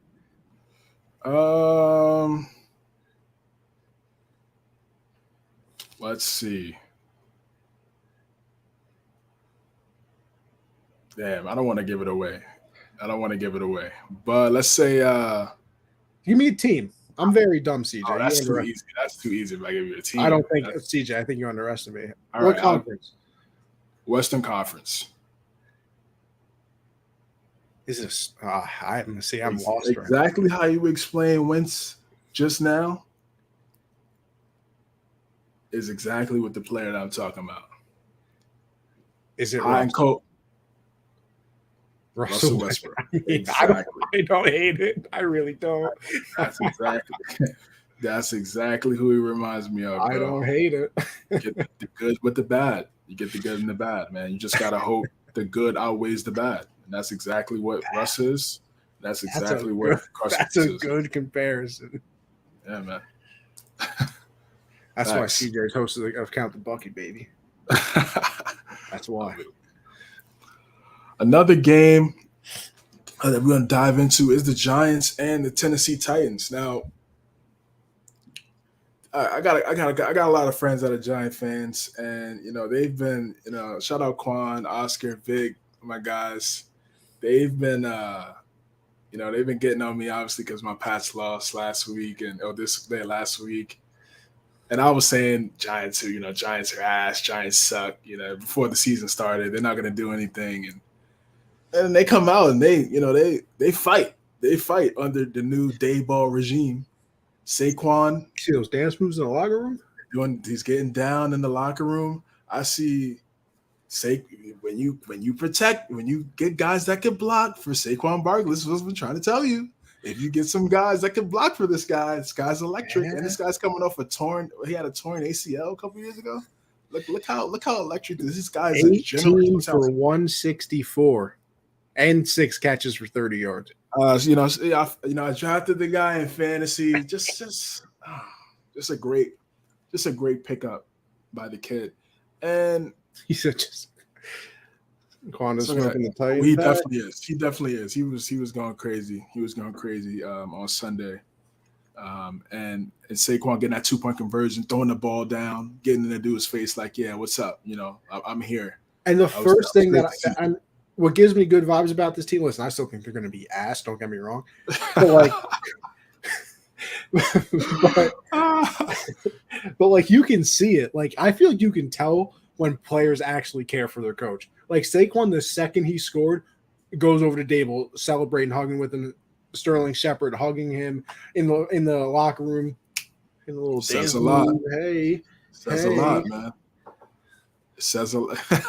It says a lot. Now, yeah, the Titans, the Giants are kind of the same. Just different conference. Great running back, mid quarterback, defense. I think the Titans defense is better than the Giants defense, but I just think the Giants defense is a lot younger. And that's really it. Daboll is obviously a new head coach, and Vrabel is obviously more seasoned, but I think their identity is very similar. And Daniel Jones, he's just gonna have to just again not mess it up. He's one of those not mess it up quarterbacks. Oh. That's a category that we have to put some of these Garoppolo, Tua, Wentz, Daniel Jones, Tannehill, E.B. Mack. We'll see. We'll see. But yeah, you got to put him in that category and play defense, run the rock. And you got to hope some of those guys on the outside, Galladay, Kadarius Toney, Wendell Robinson, those guys step up and try to make some plays for Danny as well. But great win, gritty win by the Giants. Giant fans are going crazy, and then they get to go. I forgot who they're playing in week 2. We'll look it up here soon, but get the first home game is next week. So I know those fans are going to be rocking at MetLife. Damn, I know we're going to look at it, but I thought I knew it off the top of my head, and I can't remember now. It's annoying me. I think no, it's not the Bears. It can't be the Bears. I don't know. We'll figure it out. We're going to it later. Yeah, like you said. Yeah, I mean, yeah, Saquon looked electric. I mean, he's leading the comeback player of the year after game 1. And, man, listen, Malik Willis looked real good in the preseason. I wonder if you. No. No? No. Don't do that to him. Don't put him on a no. Let him sit. Let Tannehill take that, bro. Because here's what's gonna happen. Can I say I agree with you, but in this world, that's not allowed to happen. I hear you. We know we're in a microwave society. We want everything fast, so I get it. Malik Will's chance by week 4, I'll put my money on it. Wow. I can't go that far because I feel like Vrabel does have a lot of Belichick in him, and he likes to just let things play out. I don't want. I didn't say starts. I said chance. My bad. I don't know if you. Oh, chance. No, chance. And I get you. Yeah, I get you. I don't want Malik Willis out there because they're not against. I don't think. Again, it's early. I don't want to overreact so crazy. I just don't think. How you lose AJ Brown? I mean, who's replacing that? Yeah, they got Traylon Burks, but he's not. And didn't their best pass rusher tear something? They're Harold Landry towards ACL. Yeah, their linebacker. Yeah, right. I mean, so yeah, I mean they still have a good defense. They lost by one. Derrick Henry got rocked by Tay Crowder. Did you see that? Yes. That hit was crazy. Bodied him. He got bodied, and that's what happens sometimes when you run straight up. When you run straight up like that, you could get rocked. Yes, I know Derrick Henry's 6'3", 240, but if you don't see it, you're liable to get popped. It happens. He's used to doing that to other people. Exactly, yeah. He probably got up and was like, hey, yo, what was that? He got a taste of his own medicine, man. He definitely did. And like I said, I don't want to overreact too much. They did lose by 1. It's not like they got blown out by the Giants. Giants had to get a 2-point conversion to get it. And they missed a field goal at the end of the game. And they missed a field goal. I think it was like 45 yards too. So we weren't talking Brandon McManus 64, which God, I can't wait to get to that Monday night game. But facts. So I'm gonna pump the brakes, but I am concerned about their outside threats. Their threats on the outside for Tennessee. I am concerned about that because you load up the box. I'm putting 8, 9. I'm putting 8 in the box. Easy. Every time. So let whoever you got on the outside beat us. I'm not letting Derrick Henry go for 220 and a 2 tud. I'm just not. No way. Not happening. It's not happening. So we'll see what happens We'll see what happens for Tennessee going forward. But I do not want Malik Willis. He needs to sit, get mental reps. Hopefully he's, it's only up to him. It's up to him on how great he wants to be. But if I'm him, I'm getting mental reps. I'm learning. I'm just soaking everything in right now. Malik Willis shouldn't even be in their thoughts right now. I agree with you. I mean, speaking of, go ahead. I was going to say, listen, a little concerned. I didn't say that the Chiefs were all of a sudden going to fall off a cliff. But I thought, maybe it takes a little bit for them to get used to not having Tyreek there. Wrong. 44 points in the first game. And honestly, the Cardinals scored 21, but I think 14 of it when the game was already like 35-7, so they barely even count. Exactly. Mahomes had 5 touchdowns. He's doing the whole, 1-2 counting on his fingers thing. Travis Kelce's still unguardable. This man, Clyde Edwards-Helaire, is scoring touchdowns. Welcome back. Yeah, I was going to say, was not very good his rookie year. Got hurt last year. Yep. And when he came back, wasn't very good. And now all of a sudden the man scoring 2 touchdowns in the game. So, I mean, Jesus, let them start finding the running backs, and it might be a long, long time. Man. A collision course for the Chiefs and the Bills in the AFC Championship game. I'm so down to see that rematch. I'm begging the football gods above if it's not my boys, which by the way doesn't look like it. I would very much appreciate that happening. And I mean, you go to the Cardinals, offense looked dead.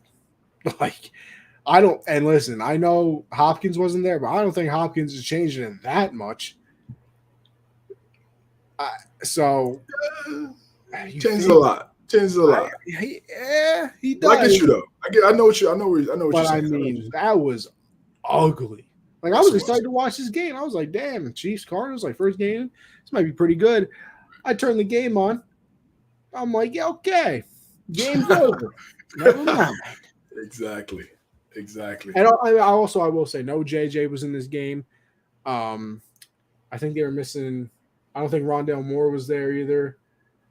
And I feel like somebody else wasn't there. So they were missing some pieces, but yes, they were. 44-21 opening week. That addendum might be put back in the contract. It might be. I feel like losing Tyreek could be a blessing in disguise for the Chiefs. And I think we talked about that a little bit. We said, obviously, the negative effects if you don't have that home run threat, you don't have that guy that could take a 4-yard slant 70. We talked about that. But I feel like this could make Patrick Mahomes a better quarterback. Because, did you see what he said?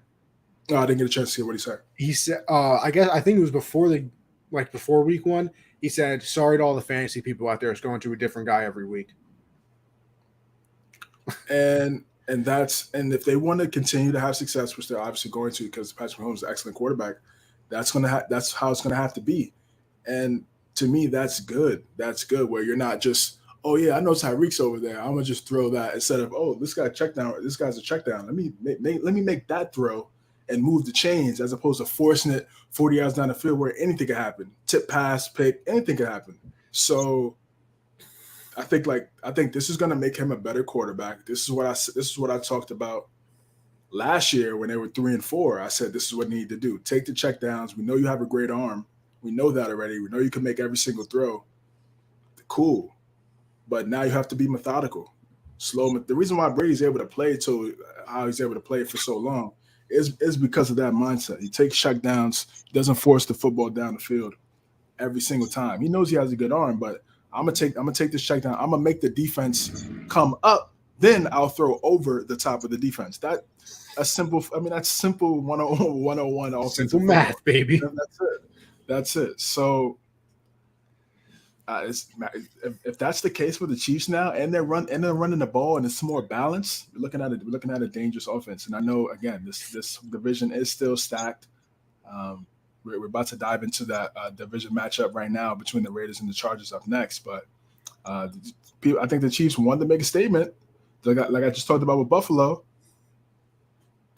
You know, both of those teams, they should have been in the Super Bowl. I'm talking about Kansas City and Buffalo. In a weird way, like, the Chiefs are overlooked, which is very weird to say, because Buffalo's the odds-on betting favorite to win the Super Bowl. Then everybody talked about the Chargers, me included. I still think they will Chargers win the division, by the way, and I am not going off my point. But everybody talked about the Chargers because they got better. Everybody talked about the Broncos because they traded for Russ. Everybody talked about the Raiders because they got Adams. Like, everybody, the Bengals are going to be great again. And all of a sudden it was like, all right, so where you're ranking the Chiefs? And it's like, oh, well, I'm taking the Chargers over them now. Bills, obviously. Bengals went to the Super Bowl last year. So then it's like the Chiefs shouldn't, but they can start, like, stacking chips on the shoulder. Like, what do you mean you're taking these teams over? You know who the hell we are? Like, you know how good we've been in the past however many years Mahomes has been here? Like, you realize that we're that team, right? Exactly. Like, even last year, it still went through Kansas City. The Bengals just ended up winning. Yes, right. Exactly. So it's just like, yeah, I agree. I think they have an underdog mindset, which is scary as hell for a team like this. Is just how dangerous they are. And yeah, I mean, you got a team like this, how for them to think like they're underdogs, or people are counting us out just because, you know, we lost that game against Cincinnati in the AFC Conference Championship game, or because we lost Tyreek Hill. Tyreek Hill's not there anymore. So what, our offense is not going to be the same? Okay, watch this. And I think that's how they came out against Arizona on Sunday, and they looked damn good, man. Yeah, they did. Speaking of looking good, I'm going to, transition into this, but, CJ, both of our Defensive Player of the Year candidates both looked damn good, by the way. I had Derwin James. You had Khalil Mack, didn't you? Joey Bosa. Okay, so yeah, I might have been wrong. Though. I thought you had Khalil Mack the whole time, because I know Mack had 2 sacks, I think. Yeah, he did. He did. I don't know how Bosa did in the game, but Derwin James, I believe he had 2 sacks in this game. So I think I'm on track right now for for Durham Defensive Player of the Year. Let's see. Oh, Burrow forced a fumble. Is that what I'm seeing here? Okay. So hey, he did a little. Derwin James 6 tackles, a sack, tackle for loss. Okay. Oh damn, Khalil Mack had 3 sacks. Never mind. A1 start for him. But yeah, listen, I think the Chargers are going to be even better than what they showed in this game. Bad news for them. They have to play the Chiefs this week in Arrowhead, shorthanded because Keenan Allen, if you saw in that game, has a little hamstring as well. Apparently his is very mild, so it's like going to be out this week. He'll probably be back next week. And then he should be, pretty good for the rest of the season, hopefully. But yeah, man, Justin Herbert's just good at football, man. He is just very, very good at what he does. 26 of 34, 279, 3 touchdowns. Austin Eckler, 14 carries that only had 36 yards, but you know what he's capable of. Had the 4 catches out of the backfield for 36 yards. And then, you start looking at we just talked about with the Chiefs, right? How it's going to be good for Hill, good for Mahomes to not have Hill there, maybe because spread it around. CJ, I'm going down the list right here of their receivers. Keenan Allen, 4 for 66, 4 targets. DeAndre Carter, who the hell is that? 3 receptions, 64 yards, 4 targets. Gerald Everett, 3 for 54, 4 targets. Austin Eckler, 4 for 36, 4 targets. Trey McKitty, 3 for 24 on 4 targets. Joshua Kelly, 2 for 14. And then you get all the way down to the bottom. Mike Williams, 2 catches, 10 yards, and 4 targets. They talk about spreading the ball around. That's the whole goddamn team in the practice squad, it seems like. So if they're going to spread the ball around like that, Austin Eckler is better than 14 carries for 36 yards. And listen, you talk about sneaky athletic. Herbert can run a little bit. Yeah, he's athletic. Yeah, he is. And then Khalil Mack on the other side of Joey Bosa, 3 sacks in the first game. You got Derwin James, who's, listen, I think healthy. I just gave all that love to Minka, and I think he's underrated. I think healthy Derwin James is the best safety in the league. I think he can come up, get you sacks. I think he can. I mean, listen, that game against the Chiefs last year literally erased Travis Kelce from the game. Ends up getting hurt second half and overtime. Travis Kelce's the only reason they won the game. Goes in the season. Yep. So Derwin James is unbelievable. Justin Herbert is a prime MVP candidate. I think they look good. And then, the Raiders looked good too. It was just, some mistakes from Derek Carr. 3 interceptions in this game, 295, 2 touchdowns though. And then listen, you talk about getting involved. Devontae Adams, first game, 10 for 141 on 17 targets and a touchdown. Darren Waller had 4 for 79. Hunter Renfrow only 3 for 21. So, obviously they'll all get involved more. I think Carr, probably getting used to seeing Adams out there and maybe, locked on him a little bit. Through some bad interceptions. I know he was trying to force one to Darren Waller over the middle. Linebacker made a pretty good play for the Chargers. But I think both teams are going to be really good. I mean, this whole goddamn division is going to be really good. But, God, is Justin Herbert very good at football. Yeah, Justin Herbert is excellent at football. And like you said, you named some guys we never even heard of never for those receivers.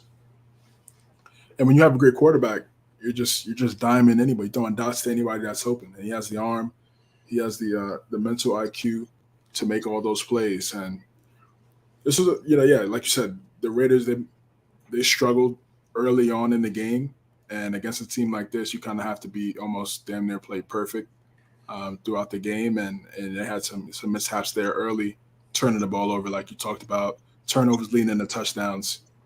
It's you're going to be in a bad spot. I want to see the Raiders. Can you see what the Raiders' rushing numbers were? Yeah. If you actually, I have it right here. Yeah. I'm on the. I got it on full screen. Yeah. Let's see. I think. You might be able to just click on the game, and then you should be able to go to stats. There we go. Because that's what I've been looking at this whole whole time. Technology these days. Yeah, it's a little slow. I mean, I can. But yeah, I just felt like they need to run the ball a little bit more and just establish more balance to their offense. You don't want Derek Carr doing everything for you. So we had Josh Jacobs, 10 rushes, 10 carries, 57 yards. Brandon Bolden, 3 carries, 7 yards. So yeah, not a lot of rushing attempts and Josh McDaniels type offense, which is weird because we're so used to seeing him in New England at least have some sort of a balance. 3 interceptions for Carr.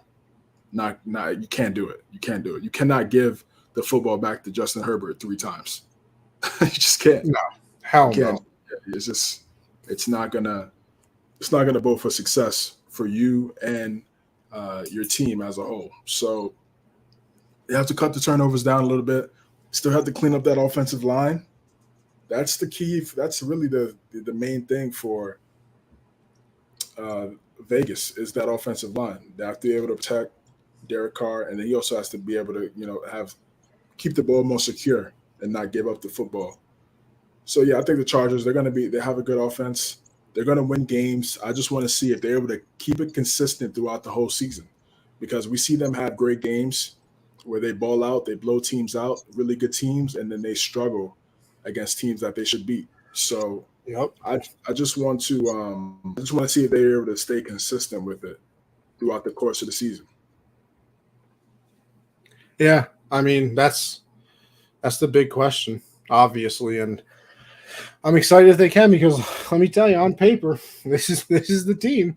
Yeah. You want to talk about an on-paper champion? Haven't seen one like this since the Eagles' dream team. For sure. Another division matchup. The Packers and the Vikings. Matt, if you're still in here, man, tough. Green Bay, they went down there and really got waxed by the Vikings. I like their defense. The defense looked really good. Darius Smith, the guy that they just got rid of in Green Bay. Should have maybe kept that guy. That would have been smart. Danielle Hunter, underrated pass rusher in the NFL, really good pass rusher. He was playing well. This defense was terrible last year. So I just felt like if they were just at least, middle of the pack this year with the offense that they have, they should win a solid amount of games. And in this game specifically, Justin Jefferson. Justin Jefferson is the guy. He's the main guy in this game. Unguardable. Chase. Those guys are next up. They're not even 25 yet, and they're doing it. The numbers that they're putting up. And they're bodying people. Yeah. They're just they're doing things that we really haven't seen in a long time from wide receivers. So he's a monster. He's the monster, and Dalvin Cook now running the football.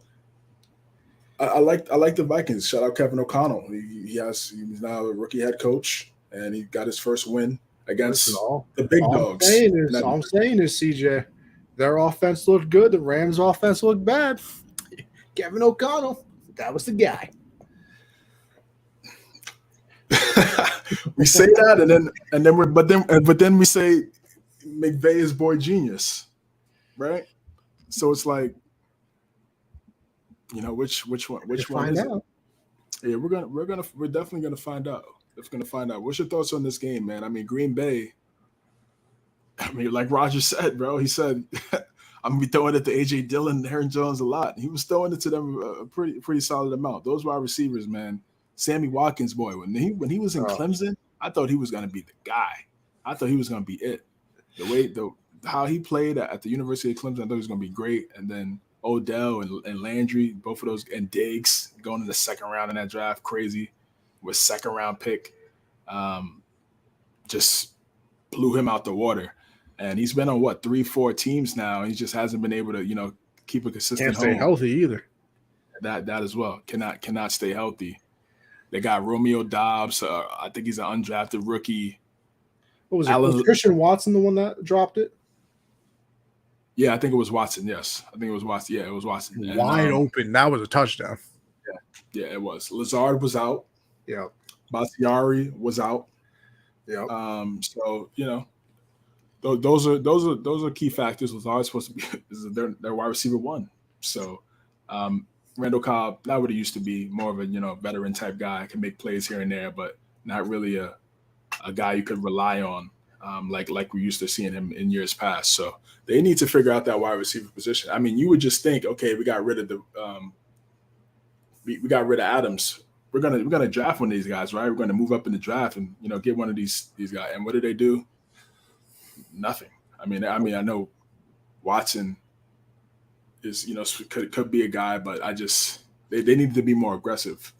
And I just don't understand that front office. They're just relying on Rodgers to just make everything work. You got to put some guys around him, bro. You just have to. It's like the ending of Brady in New England, where it was like, hey, listen, you've done it with ass wide receivers your entire career anyway. Like, why can't you just do it now? And Brady's like, bro, I'm 95. Like, I could walk when I was 40. I need a walker now. So like, I need a little help here. I can still walk, but I need a little assistance. Facts. And they just didn't do that for Rodgers. I mean, this could be a long year, man. Like, listen, overreaction thing. I think the Packers are still going to be good. Probably still going to win the division. A lot of people have had the Vikings winning the division. Obviously off to a good start, but it's kind of like that whole I'll give faith in Rodgers until somebody proves me otherwise. Like, like I don't bet against Brady either. Like, I got faith in him until I'm proven otherwise. Like, yeah, I've been wrong before because he's lost some games, but I've been right a lot more than I've been wrong, let me tell you. Exactly. But CJ, here's kind of my thing. And I said this on the NFC divisional game, if you remember, when they lost. Rodgers is the only quarterback that I really see who's fantastic, really good, but has to throw to specific people. Like, he literally only will throw the ball to people he trusts. Sometimes they're not going to be there. Like, Adams is not coming back. He's not going to get released from the contract all of a sudden. They're not going to go out and trade for him all of a sudden. You're going to have to start trusting some other guys here. And like, not maybe even if you don't trust him, you got to throw him the ball. Because who had the most targets? A.J. Dillon, 6 targets with 5 catches. Robert Tunyon, he's been there a couple of years now. Aaron Jones had 5. Randall Cobb had 3. Like, everybody, and then it's some random people like Jawan Winfrey, 1 target. DeGora, I don't know, 2 targets. Tyler Davis, 1 target. Like, you like between. All right, so let's see. That's 11 right there between Dillon and Tunyon. At 16, you including Aaron Jones, he threw the ball 34 times. Like, brother, you're going to have to start spreading the ball around. There's no knight in shining armor coming out of nowhere. I mean, maybe Watson turns into something and I guess he could be, but like, you're going to have to start spreading the ball around, my guy. So, yeah, and this for this topic, I really just think about the leadership factor when we talk about Rodgers. People always try to compare Rodgers and Brady. Obviously, their careers are, they go hand in hand because they played at a high level at the same time. But we always sleep on the intangibles. We always sleep on it. You never heard a ex-teammate of Brady come out and say anything bad about Brady, ever, never. But you saw Greg Jennings. We saw Jermichael Finley. Yeah. We saw some guys come in and say, the leadership wasn't there. And when they won that Super Bowl, they had a lot of leaders on that team. Clay Matthews, AJ Hawk, Charles Woodson. They had some other guys. It wasn't just Rodgers wasn't just the sole leader of the team. So I think Donald Driver was there. Donald Driver might have been there. Obviously Greg Jennings was there. They had alphas on that team. Now, so ever since Rodgers has been like, alpha, yeah, sure. Winning a bunch of games, talented as hell. He's one of the greatest quarterbacks I've ever seen. But of course, the intangibles. What's the intangibles like?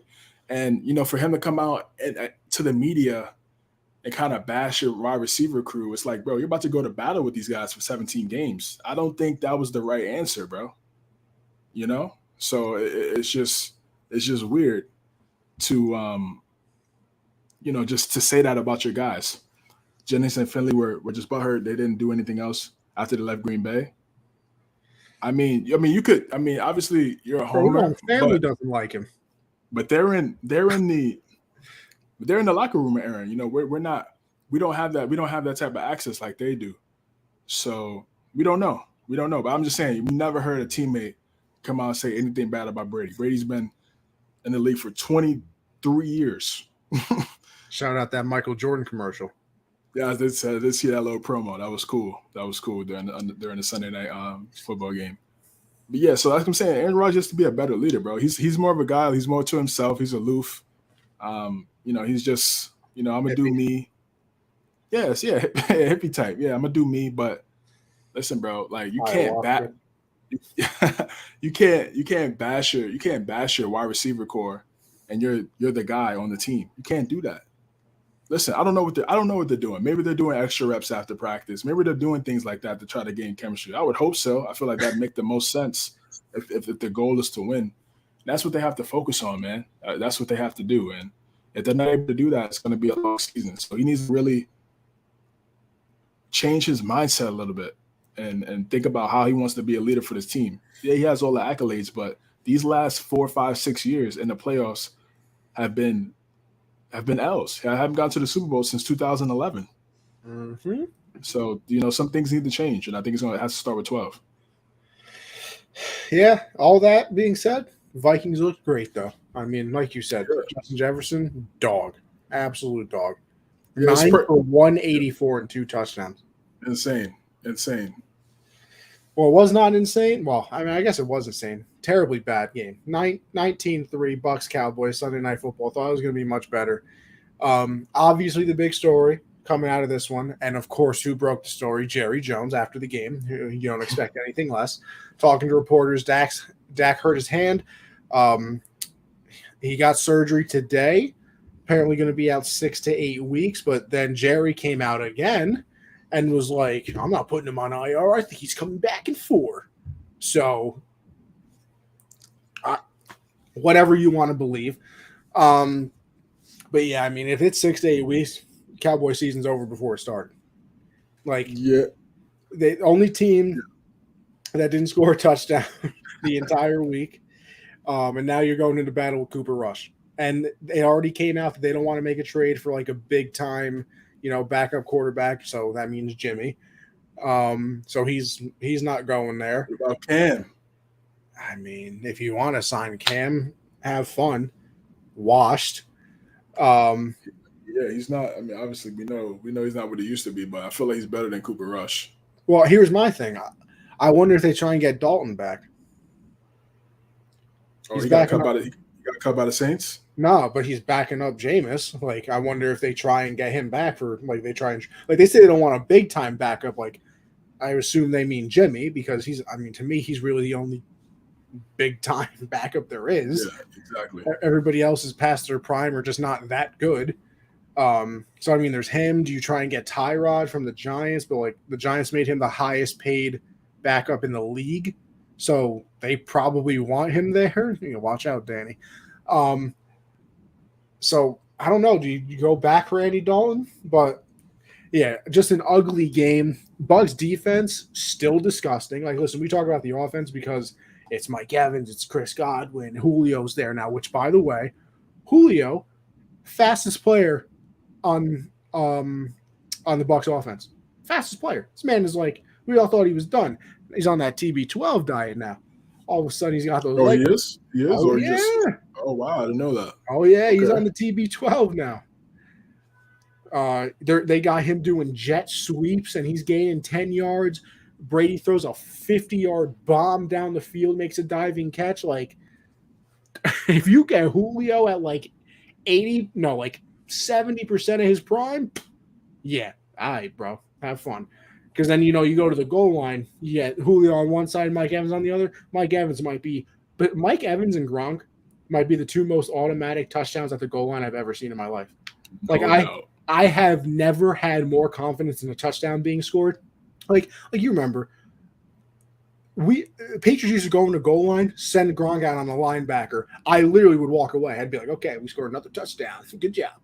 Mike Evans could be against anybody in the league. Brady throws a fade round. I'm like, okay, well, that's a touchdown. So Lenny, I mean, talk about getting the legs back. I think he had over like $1 something in that game. Yeah, so I think the Bucs are going to be good. Offense obviously wasn't there. Offensive line hurt again. You know, they don't have their center. I think their left guard now. It was it might have been their left tackle. Popped like his elbow. Donovan Smith. Out. Yeah, hurt his elbow, so he might be out for a little bit. So they're gonna have to get that figured out because obviously Brady, breaking news, not mobile. So he's gonna need a wall in front of him to be good. And then, Godwin going out hurts them because I think even with Mike Evans, he might be their best wide receiver.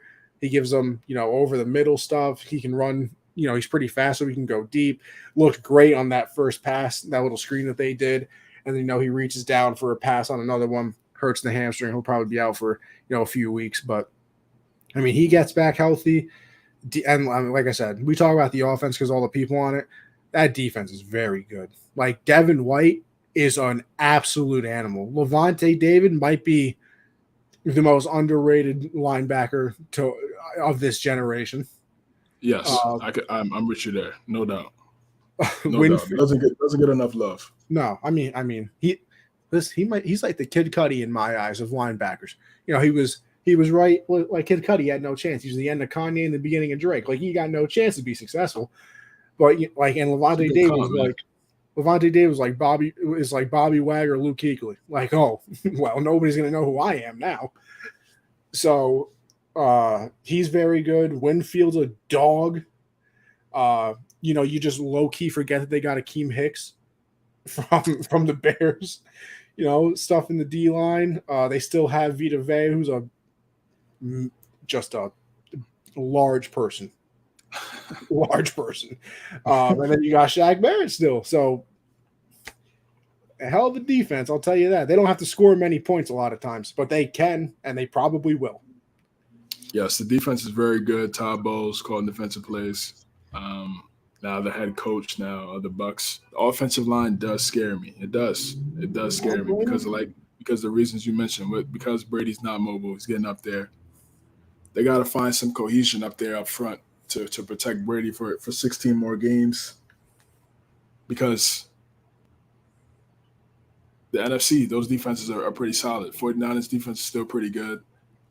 Saints have their number, like we talked about earlier. Maybe the Vikings could be a team that now they could get to the quarterback a little bit more often now that they got Zarius Smith now on the opposite of Hunter. So they have to figure that out. I was expecting a sluggish type offense from the Bucs because Brady did miss some time because he stepped away for a couple weeks. So I was expecting that. Giselle tweeted him, good luck. Cool. I mean, again, I didn't really care too much about why he left to begin with, but okay. I guess that's great. But for the Cowboys, defense looks good. Defense looks really good. Micah Parsons is dog. He's a dog. He's a dog. He's a special player. He's a really special player, and I'm excited to see his career. I am. I'm excited to see how his career falls. When he has a unique number on defense at linebacker 11, you don't really see that. Mm-hmm. So that he automatically stands out, and he's fast. His get off is completely all world. So I think he's going to be a special player in that 4-3 defense under Dan Quinn. Offensively, though, it's just not a lot there for me. First off, Dak isn't. He's not top 10. He's not top 5. He's not one of these elite quarterbacks to make up for a potential subpar type skill players on a skill position. So that I was concerned with that. Zeke, maybe now with Dak being out, Zeke gets to run the football a little bit more, and we get to see maybe the Zeke of old. a little bit more toned. No, he didn't look bad. He looked healthy. First off, he looked healthy. He looked like he was 100%, which is good. But how long is that going to last? Taking all them hits, all those shots throughout the season, especially now where defenses and teams are expecting the Cowboys to just run the football because they don't have Dak. So we'll see how that plays out going forward for Zeke and that running offense. Pollard didn't do too much. CeeDee Lamb didn't do anything. Hey CJ, what I say? That we thought he could be a number one, but Amari was always there being the number one, just like AB and Juju. Everybody thought once AB left, Juju was that guy. Right. It wasn't that guy last Sunday, I'll tell you that. No, he wasn't. And it's going to be tough for me to see how that's possible now without Dak Prescott there for the next 6 weeks or so. Jerry says 4. We'll see. I'll go in the middle. I'll say 5. I'll say 5. I mean, sure. Why not, Jerry? But if they're able to tread water, 3-3, 2-2, maybe Gallup comes back by then. James Washington, I know he hurt his foot kind of sooner to the closest to the season, so I don't know what the timetable on his return is, but he could come back. Then they'll actually have some, viable weapons on the outside with CeeDee Lamb, and then we can see what they really look like. Because granted, they expected those two guys to be healthy at the start of the season. At the start of the season with CeeDee Lamb, Dalton Schultz, Zeke, Tony Pollard. If all those guys are together with about 9-10 games left, it could be interesting because they do have a really good defense, or they do have a really good front seven, I should say. So yeah, it's just a tough break for the Cowboys. I know they get so much hate, and they get so much hate and then love at the same time. Everybody talks about them, but it's tough. It's tough for Dak, man. I wanted to see how Dak was going to respond after that slide at the end of their season last year. It's for his season to start this way. He's kind of he's injury prone now, I guess you could say, because he did have the ankle. He did have the situation with his shoulder last year, but he played through it. Then the ankle, then the calf. He's been dealing with some injuries here and there, man. And then he's a guy that likes to run too. So I mean, we have to see how this plays out for Dak going forward. But it's a tough loss for to lose your starting quarterback in the first game of the season. And then also too, I'm very worried because Mike McCarthy is just not a guy that I don't think the team really. I don't think they respect him. I don't think they respect him. I really don't. I just feel like they just understand. Okay, this is his role. He has the title. Mm-hmm. But as you can see, like, got Jerry Jones announcing right after the game. Yeah, Dak is Dak's gonna be out for 4 to 6 weeks. He broke his hand. Then the next day he's coming back in 4 weeks. Usually head coaches do that. You don't see the owners of the team. We talked about a little bit a few weeks ago. He said how he has his own show every week. You don't see. He has a radio spot. Who does that? He runs Dallas. He runs Dallas. He runs the Cowboys. He runs Dallas. So I get it. He turned himself into a megastar, and he did a great job. He marketed himself and the team that he owns. He did a great job at it. Great job. And they don't win. So that's even a better job. Exactly. You market your team and they don't win it's incredible. But football-wise, I am concerned, but it is still the NFC East where it's the epitome of inconsistency in that division. So we'll see how it plays out. Maybe they could get their guys back at the right moment. Maybe they could strike hot and get it going late. I don't know. But I just feel like that division is just so inconsistent. You just never know. We're all anointing the Eagles. The Eagles got it. They got it. It's a wrap. It's curtains. They're good to go. The division is in their hands. But like I said, we know this division. We've watched this division our whole lives. So let's just see how it plays out. Last game before we get into our week 2 picks, and honestly, listen, I'm just going to skip to the end because that's all anybody cares about. It's all anybody's talking about anyway. Listen, ugly game. Broncos fumbled it twice on the goal line. penalties out the ass. It seemed like every play was going down to 1 second on the game clock as well. You can thank the 12th man for that. I think you can also just thank the fact that they are still trying to, get their bearings together. But 4th and 5 from, what was it, like the 46? Yeah, I think 46, I think. Yeah. Something like that, whatever. You get the third down play. It gets you there to 4th and 6. Time's running. Everybody, hey, if you watched the Manning cast, I did, not a fan. Everybody's, you're going to call a timeout here? Like, come on, why is the clock going down? You're not calling a timeout? What are we doing here? You're not calling a timeout. All of a sudden, it's 30 seconds. Well, they're going to call a timeout now. Maybe they wanted a little clock going just in case something happened. Still no timeout. Okay, this is a little awkward now. Clock gets down. Now they call a timeout. What? How many seconds is left? Like, I want to say like 12. Oh, yeah, like 11. I think 11, 12, yeah. They call a timeout. They go to a shot at Joe Buck and Troy Aikman, which, by the way, is still so weird that they're on Mondays now. It is. Like, it is weird. It throws me off a little bit. Yeah, when the game started, I was like Joe Buck, and I was like, oh yeah, that's right. They did transition to Monday night now. 20 seconds on the play. 20 seconds on the clock. Appreciate that. They go to them, and they're talking about, this is kind of a weird thing, but, and then all of a sudden you hear them go, the field goal unit's on the, and I was like, the field goal. I was like, are they fucking blind or something right now? Like, they lose it in the last, couple of seconds of the game. The camera goes back onto the field. Field goal unit's out on the field. And I'm like, and then they do the whole ice and the kicker thing. He misses it, and I'm like, okay, maybe they just, maybe they were just hoping that they were going to call a timeout and they're going to run the offense back on. No, 64-yard field goal to attempt to win the game. I guess they had enough leg, a little bit to the left. They miss it, they lose the game. What are we doing? Special teams, man. No, I don't want to hear about special teams. Russ Cook.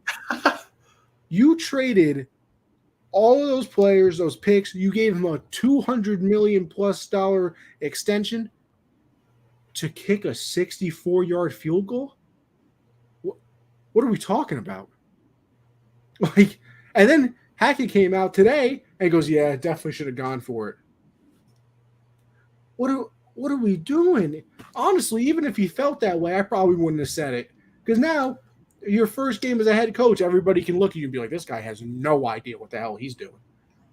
Like, absolutely, he has no idea what he's doing. Because, like, how do you not go for that? Especially McManus, 1 of 8 on career field goals of 60+.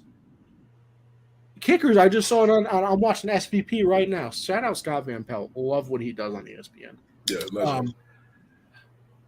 I just saw kickers are like 2 of 24 or something on field goals of 60+ or 64+ yards.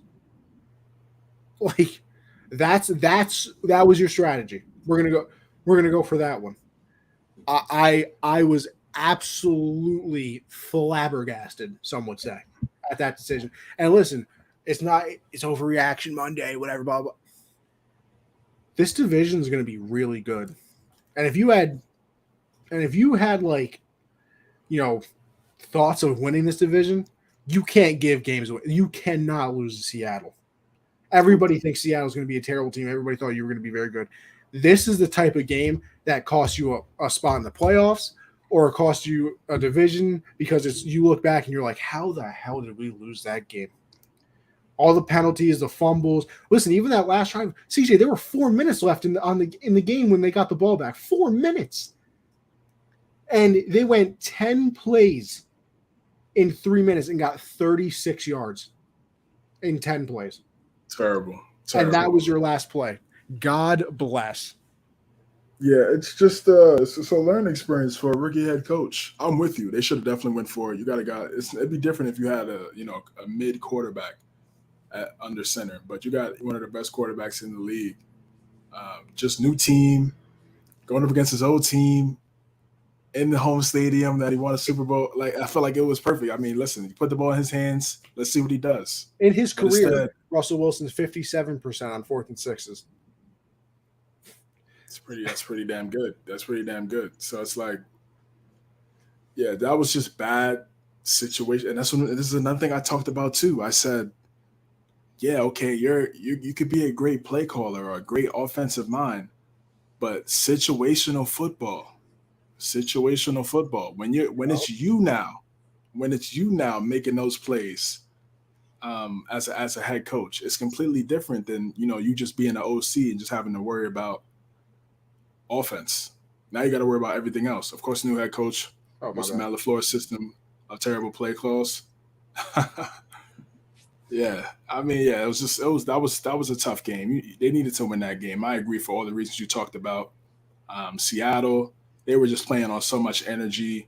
The 12th man was definitely there last night. Geno Smith looked pretty solid. He looked pretty Yeah. solid. There was some nice passes to Noah Fant. Really good to DK Metcalf as well. Penny got some good rushing yards. The defense did a great job of holding Denver to 16 points. I think a lot of people had some questions about that defense. They played exceptionally well. You got to give credit to Seattle as well, but I do agree. You got to put the ball in Russell Wilson's hands when it's in the money quarter. Have to.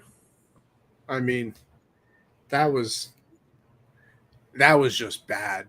Like, that is a terror. And then to immediately the next day, he came out and said that he should have went for it. Like, this man second guessed himself before he had a full 24 hours. Like, damn. He probably was after the game. He probably was like, damn, I should have gave it to Russ. Like, I don't know what I was thinking. That's what I'm saying. You think too much. You think when you're a head coach, it's tough. You're thinking about everything. Should we kick it? Should we go for it? I'm like, look, I got Russell Wilson. Yo, should not be that difficult. Go to your sheet, call your best play, call your best fourth down play, and let's go get it done. Let's go win the football game. Not McManus for 64 yards. You're gonna put your first game as a head coach on the hands of a kicker when you got Russell Wilson? One of eight from 60 plus. Tough. That's tough, man. That's tough. But that wraps up week 1 of the NFL season, man. Thank you everybody that's been stopping by and has been chopping it up with us as we recapped the week 1 of the NFL season. Now, kind of now about to do our predictions for week 2, and we'll see who has the best record. Next week, we'll find out next Tuesday. Let's start with the Thursday night game. We kind of talked about it a little bit. We got the Chargers and the Chiefs. Who you going with? I love the Chargers, but I'm going with the Chiefs. Keenan Allen out really swings the tide for me. If he was there, I'm probably picking the Chargers, even though it's at Arrowhead. I think these teams will split. So I think that this is the one the Chiefs get. Chargers getting back later in the year. I have Kansas City as well. I think the Chargers, they got the W last year at Arrowhead. I think the Chiefs, they respond and get this one back this year. We got Dolphins and the Ravens. I think it's a sneaky good game. Who you going with? I'm going to go with the Ravens just because it's at home.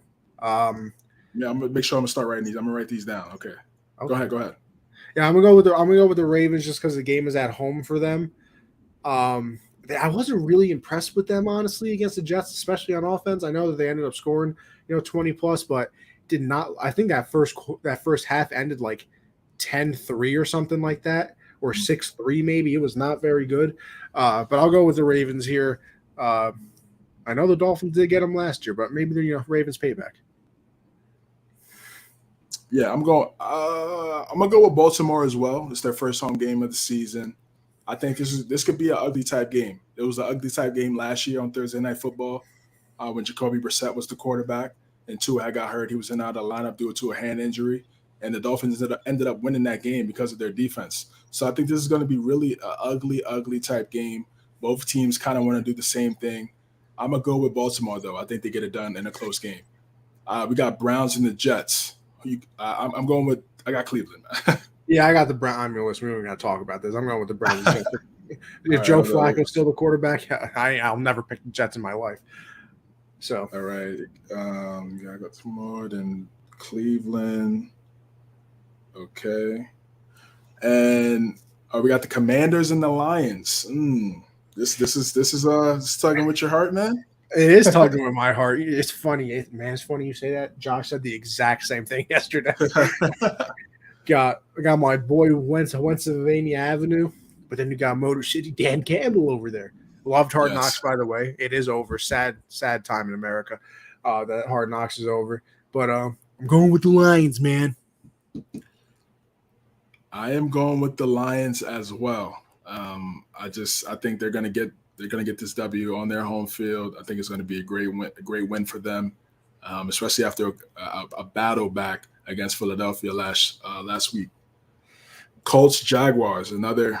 It could be another tough matchup. I think the Colts respond and get one back on Jacksonville. I know they haven't played great in Jacksonville in years past. We know the record. We know how what that record looks like against Jacksonville, regardless of whether Jacksonville is good or bad. But I think the Colts, I'm pretty sure they had this game circled on their schedule as soon as the schedule came out because they know what happened last year and how it ended their season. I got Indianapolis. Absolutely. Yeah, I agree with you. I mean, they had to. I mean, Matt Ryan doesn't have it circled because he wasn't there, but everybody else on that team and Frank Reich got to have it circled by this is the reason we didn't make the playoffs last year. We're going to go in there and destroy them this time. Okay, we got the first NFC South matchup between the Bucks and the Saints. I'm gonna go with New Orleans. It's in New Orleans. I think Jameis, also a guy that had this game circled on his calendar when he came back, when he rehabbed and he got better because he did. That's the game where he tore his ACL against Tampa Bay. I'm going with the Saints in this game and another defensive battle. I think they just get a couple more turnovers than that Tampa Bay defense. See, this is where I struggle, right? Because on Gen Z, I took the Saints because I knew Josh was going to take the Bucks, and I wanted to be, a little different. We got to disagree every once in a while, right. But I was expecting you to go with our boy Brady and the GOAT. Man, they got these dudes' number, man. So do I go with what I actually think happens, or do I be interesting for the show? Is the question. And I'll be interesting for this show. Why not? I'll go with the Bucks. Why not? Listen, technically, I either win on this show or I win on Gen Z. So I mean, hey. Can't lose. Panthers and the Giants. Baker Mayfield trying to respond, get a W for his new team against the G-Men.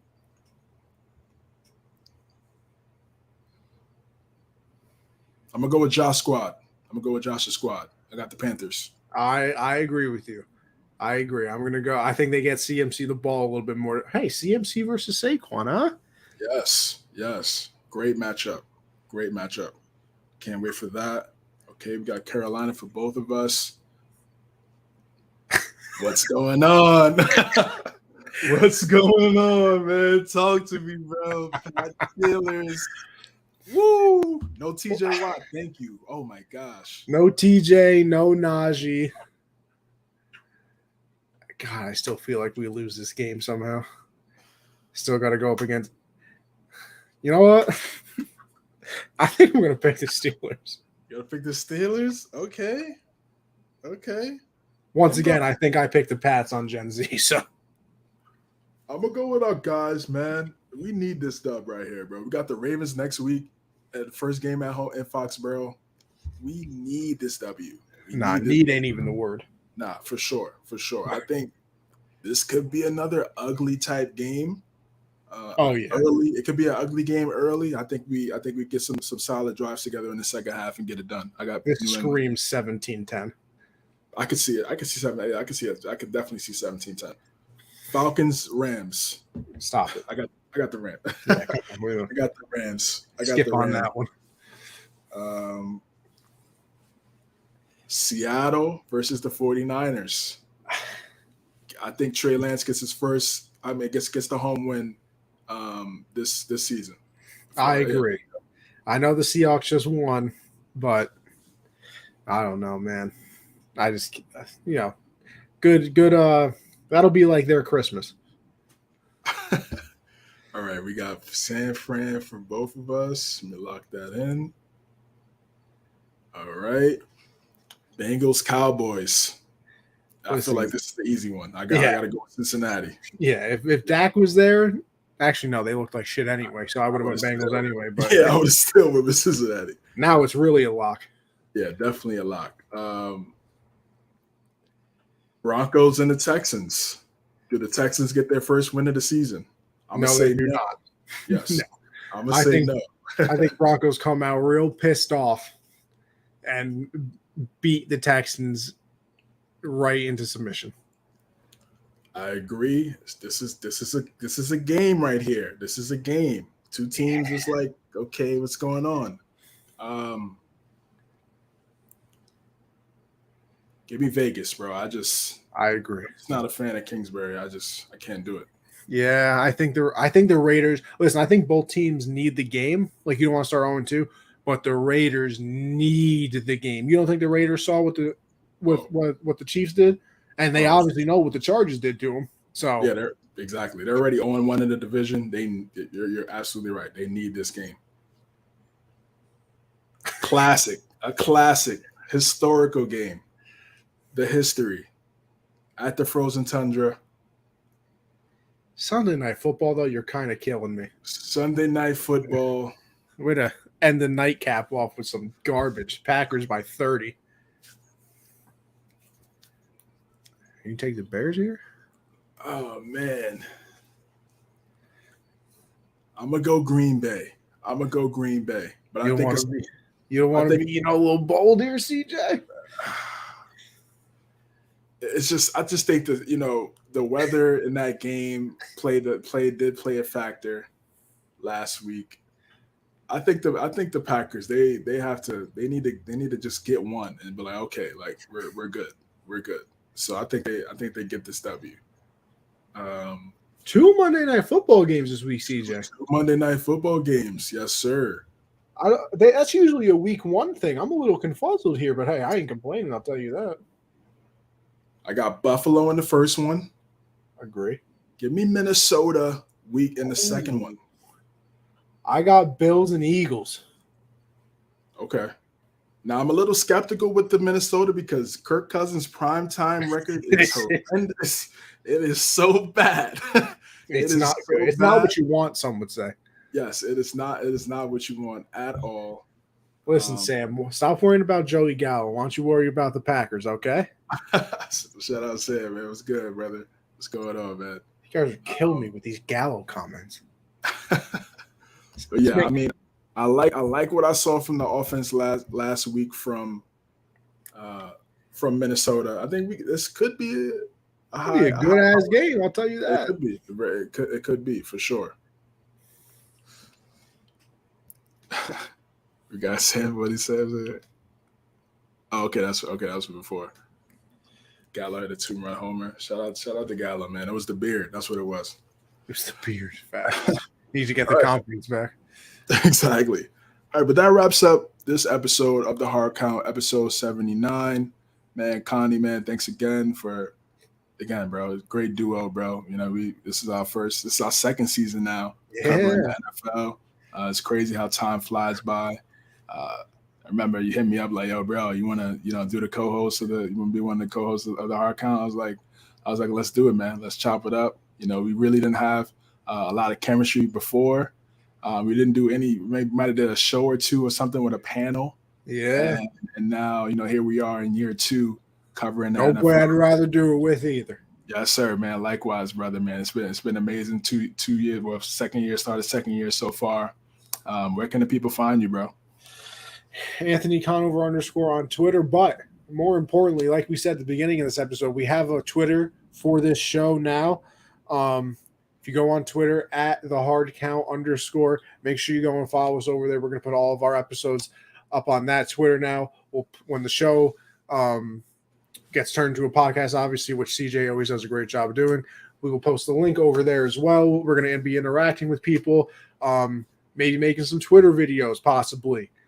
Breaking some things down, maybe some reactions to stuff. So look for a lot of stuff over there on the Twitter. Really want to get it popping during this football season. Me and CJ obviously both got the login, so some tweets may look different than others. That's why. CJ's probably going to be more grammatically correct. I'm an idiot. So, if I'm missing a comma, don't shoot me. Sorry. But, most importantly, Go follow that at the hard count _ Anthony Conover _ for me personally. Obviously, Monday, 7 Eastern, you guys know by now, me and Josh do Generational Sports, a little bit of everything. Obviously, with football here, it's a lot of football we talk about. Then I come on here and me and CJ break down every game. So I got a lot of football on the plate. And then Thursdays, I get my little baseball kick in.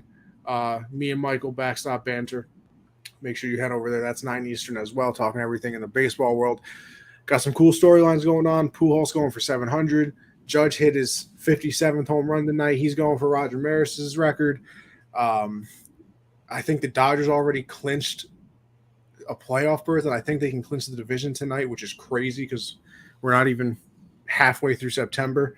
But, yeah, a lot of stuff going on. Playoffs are almost here. Make sure you check that out. But more importantly, CJ, where can they find you? Got the link right here for the viewers, linktree.com/cjames9. You can find everything I'm working on. We got Count the Bucket for USM. We got Count the Bucket with Michael Lawson, with Nick Andre, covering all things NBA. Obviously, the hard count right here at 9 o'clock every Tuesday. Count the Bucket is at 9:30 every Sunday, 9 p.m. Eastern. You can look out for me there. Guard Up Podcast, covering all things NBA. Doing some streaming now. 2K23 just came out, so look out for me on Twitch at CJ versus the World. So yeah, look out for me on those platforms. I think I actually got I started TikTok too for the gaming page. So definitely want to try to get the hard count as well on TikTok as well. Try to get into that. I'm really new. I'm new to TikTok, so I gotta get some tips from my guy Connie on what's the sauce with the algorithm and whatnot. But definitely look out for us on TikTok as well. So yeah, look out for me on those platforms, man. Again, the fall is always the best season. My birthday is next week. Hey, yes sir, big 2/8. Next Tuesday. So that's gonna be taking a shot on the stream. that's gonna be a special episode. So definitely can't wait to dive into that one with you guys. But yeah, that wraps it up for this episode. We will catch you guys next week. Appreciate it, everybody.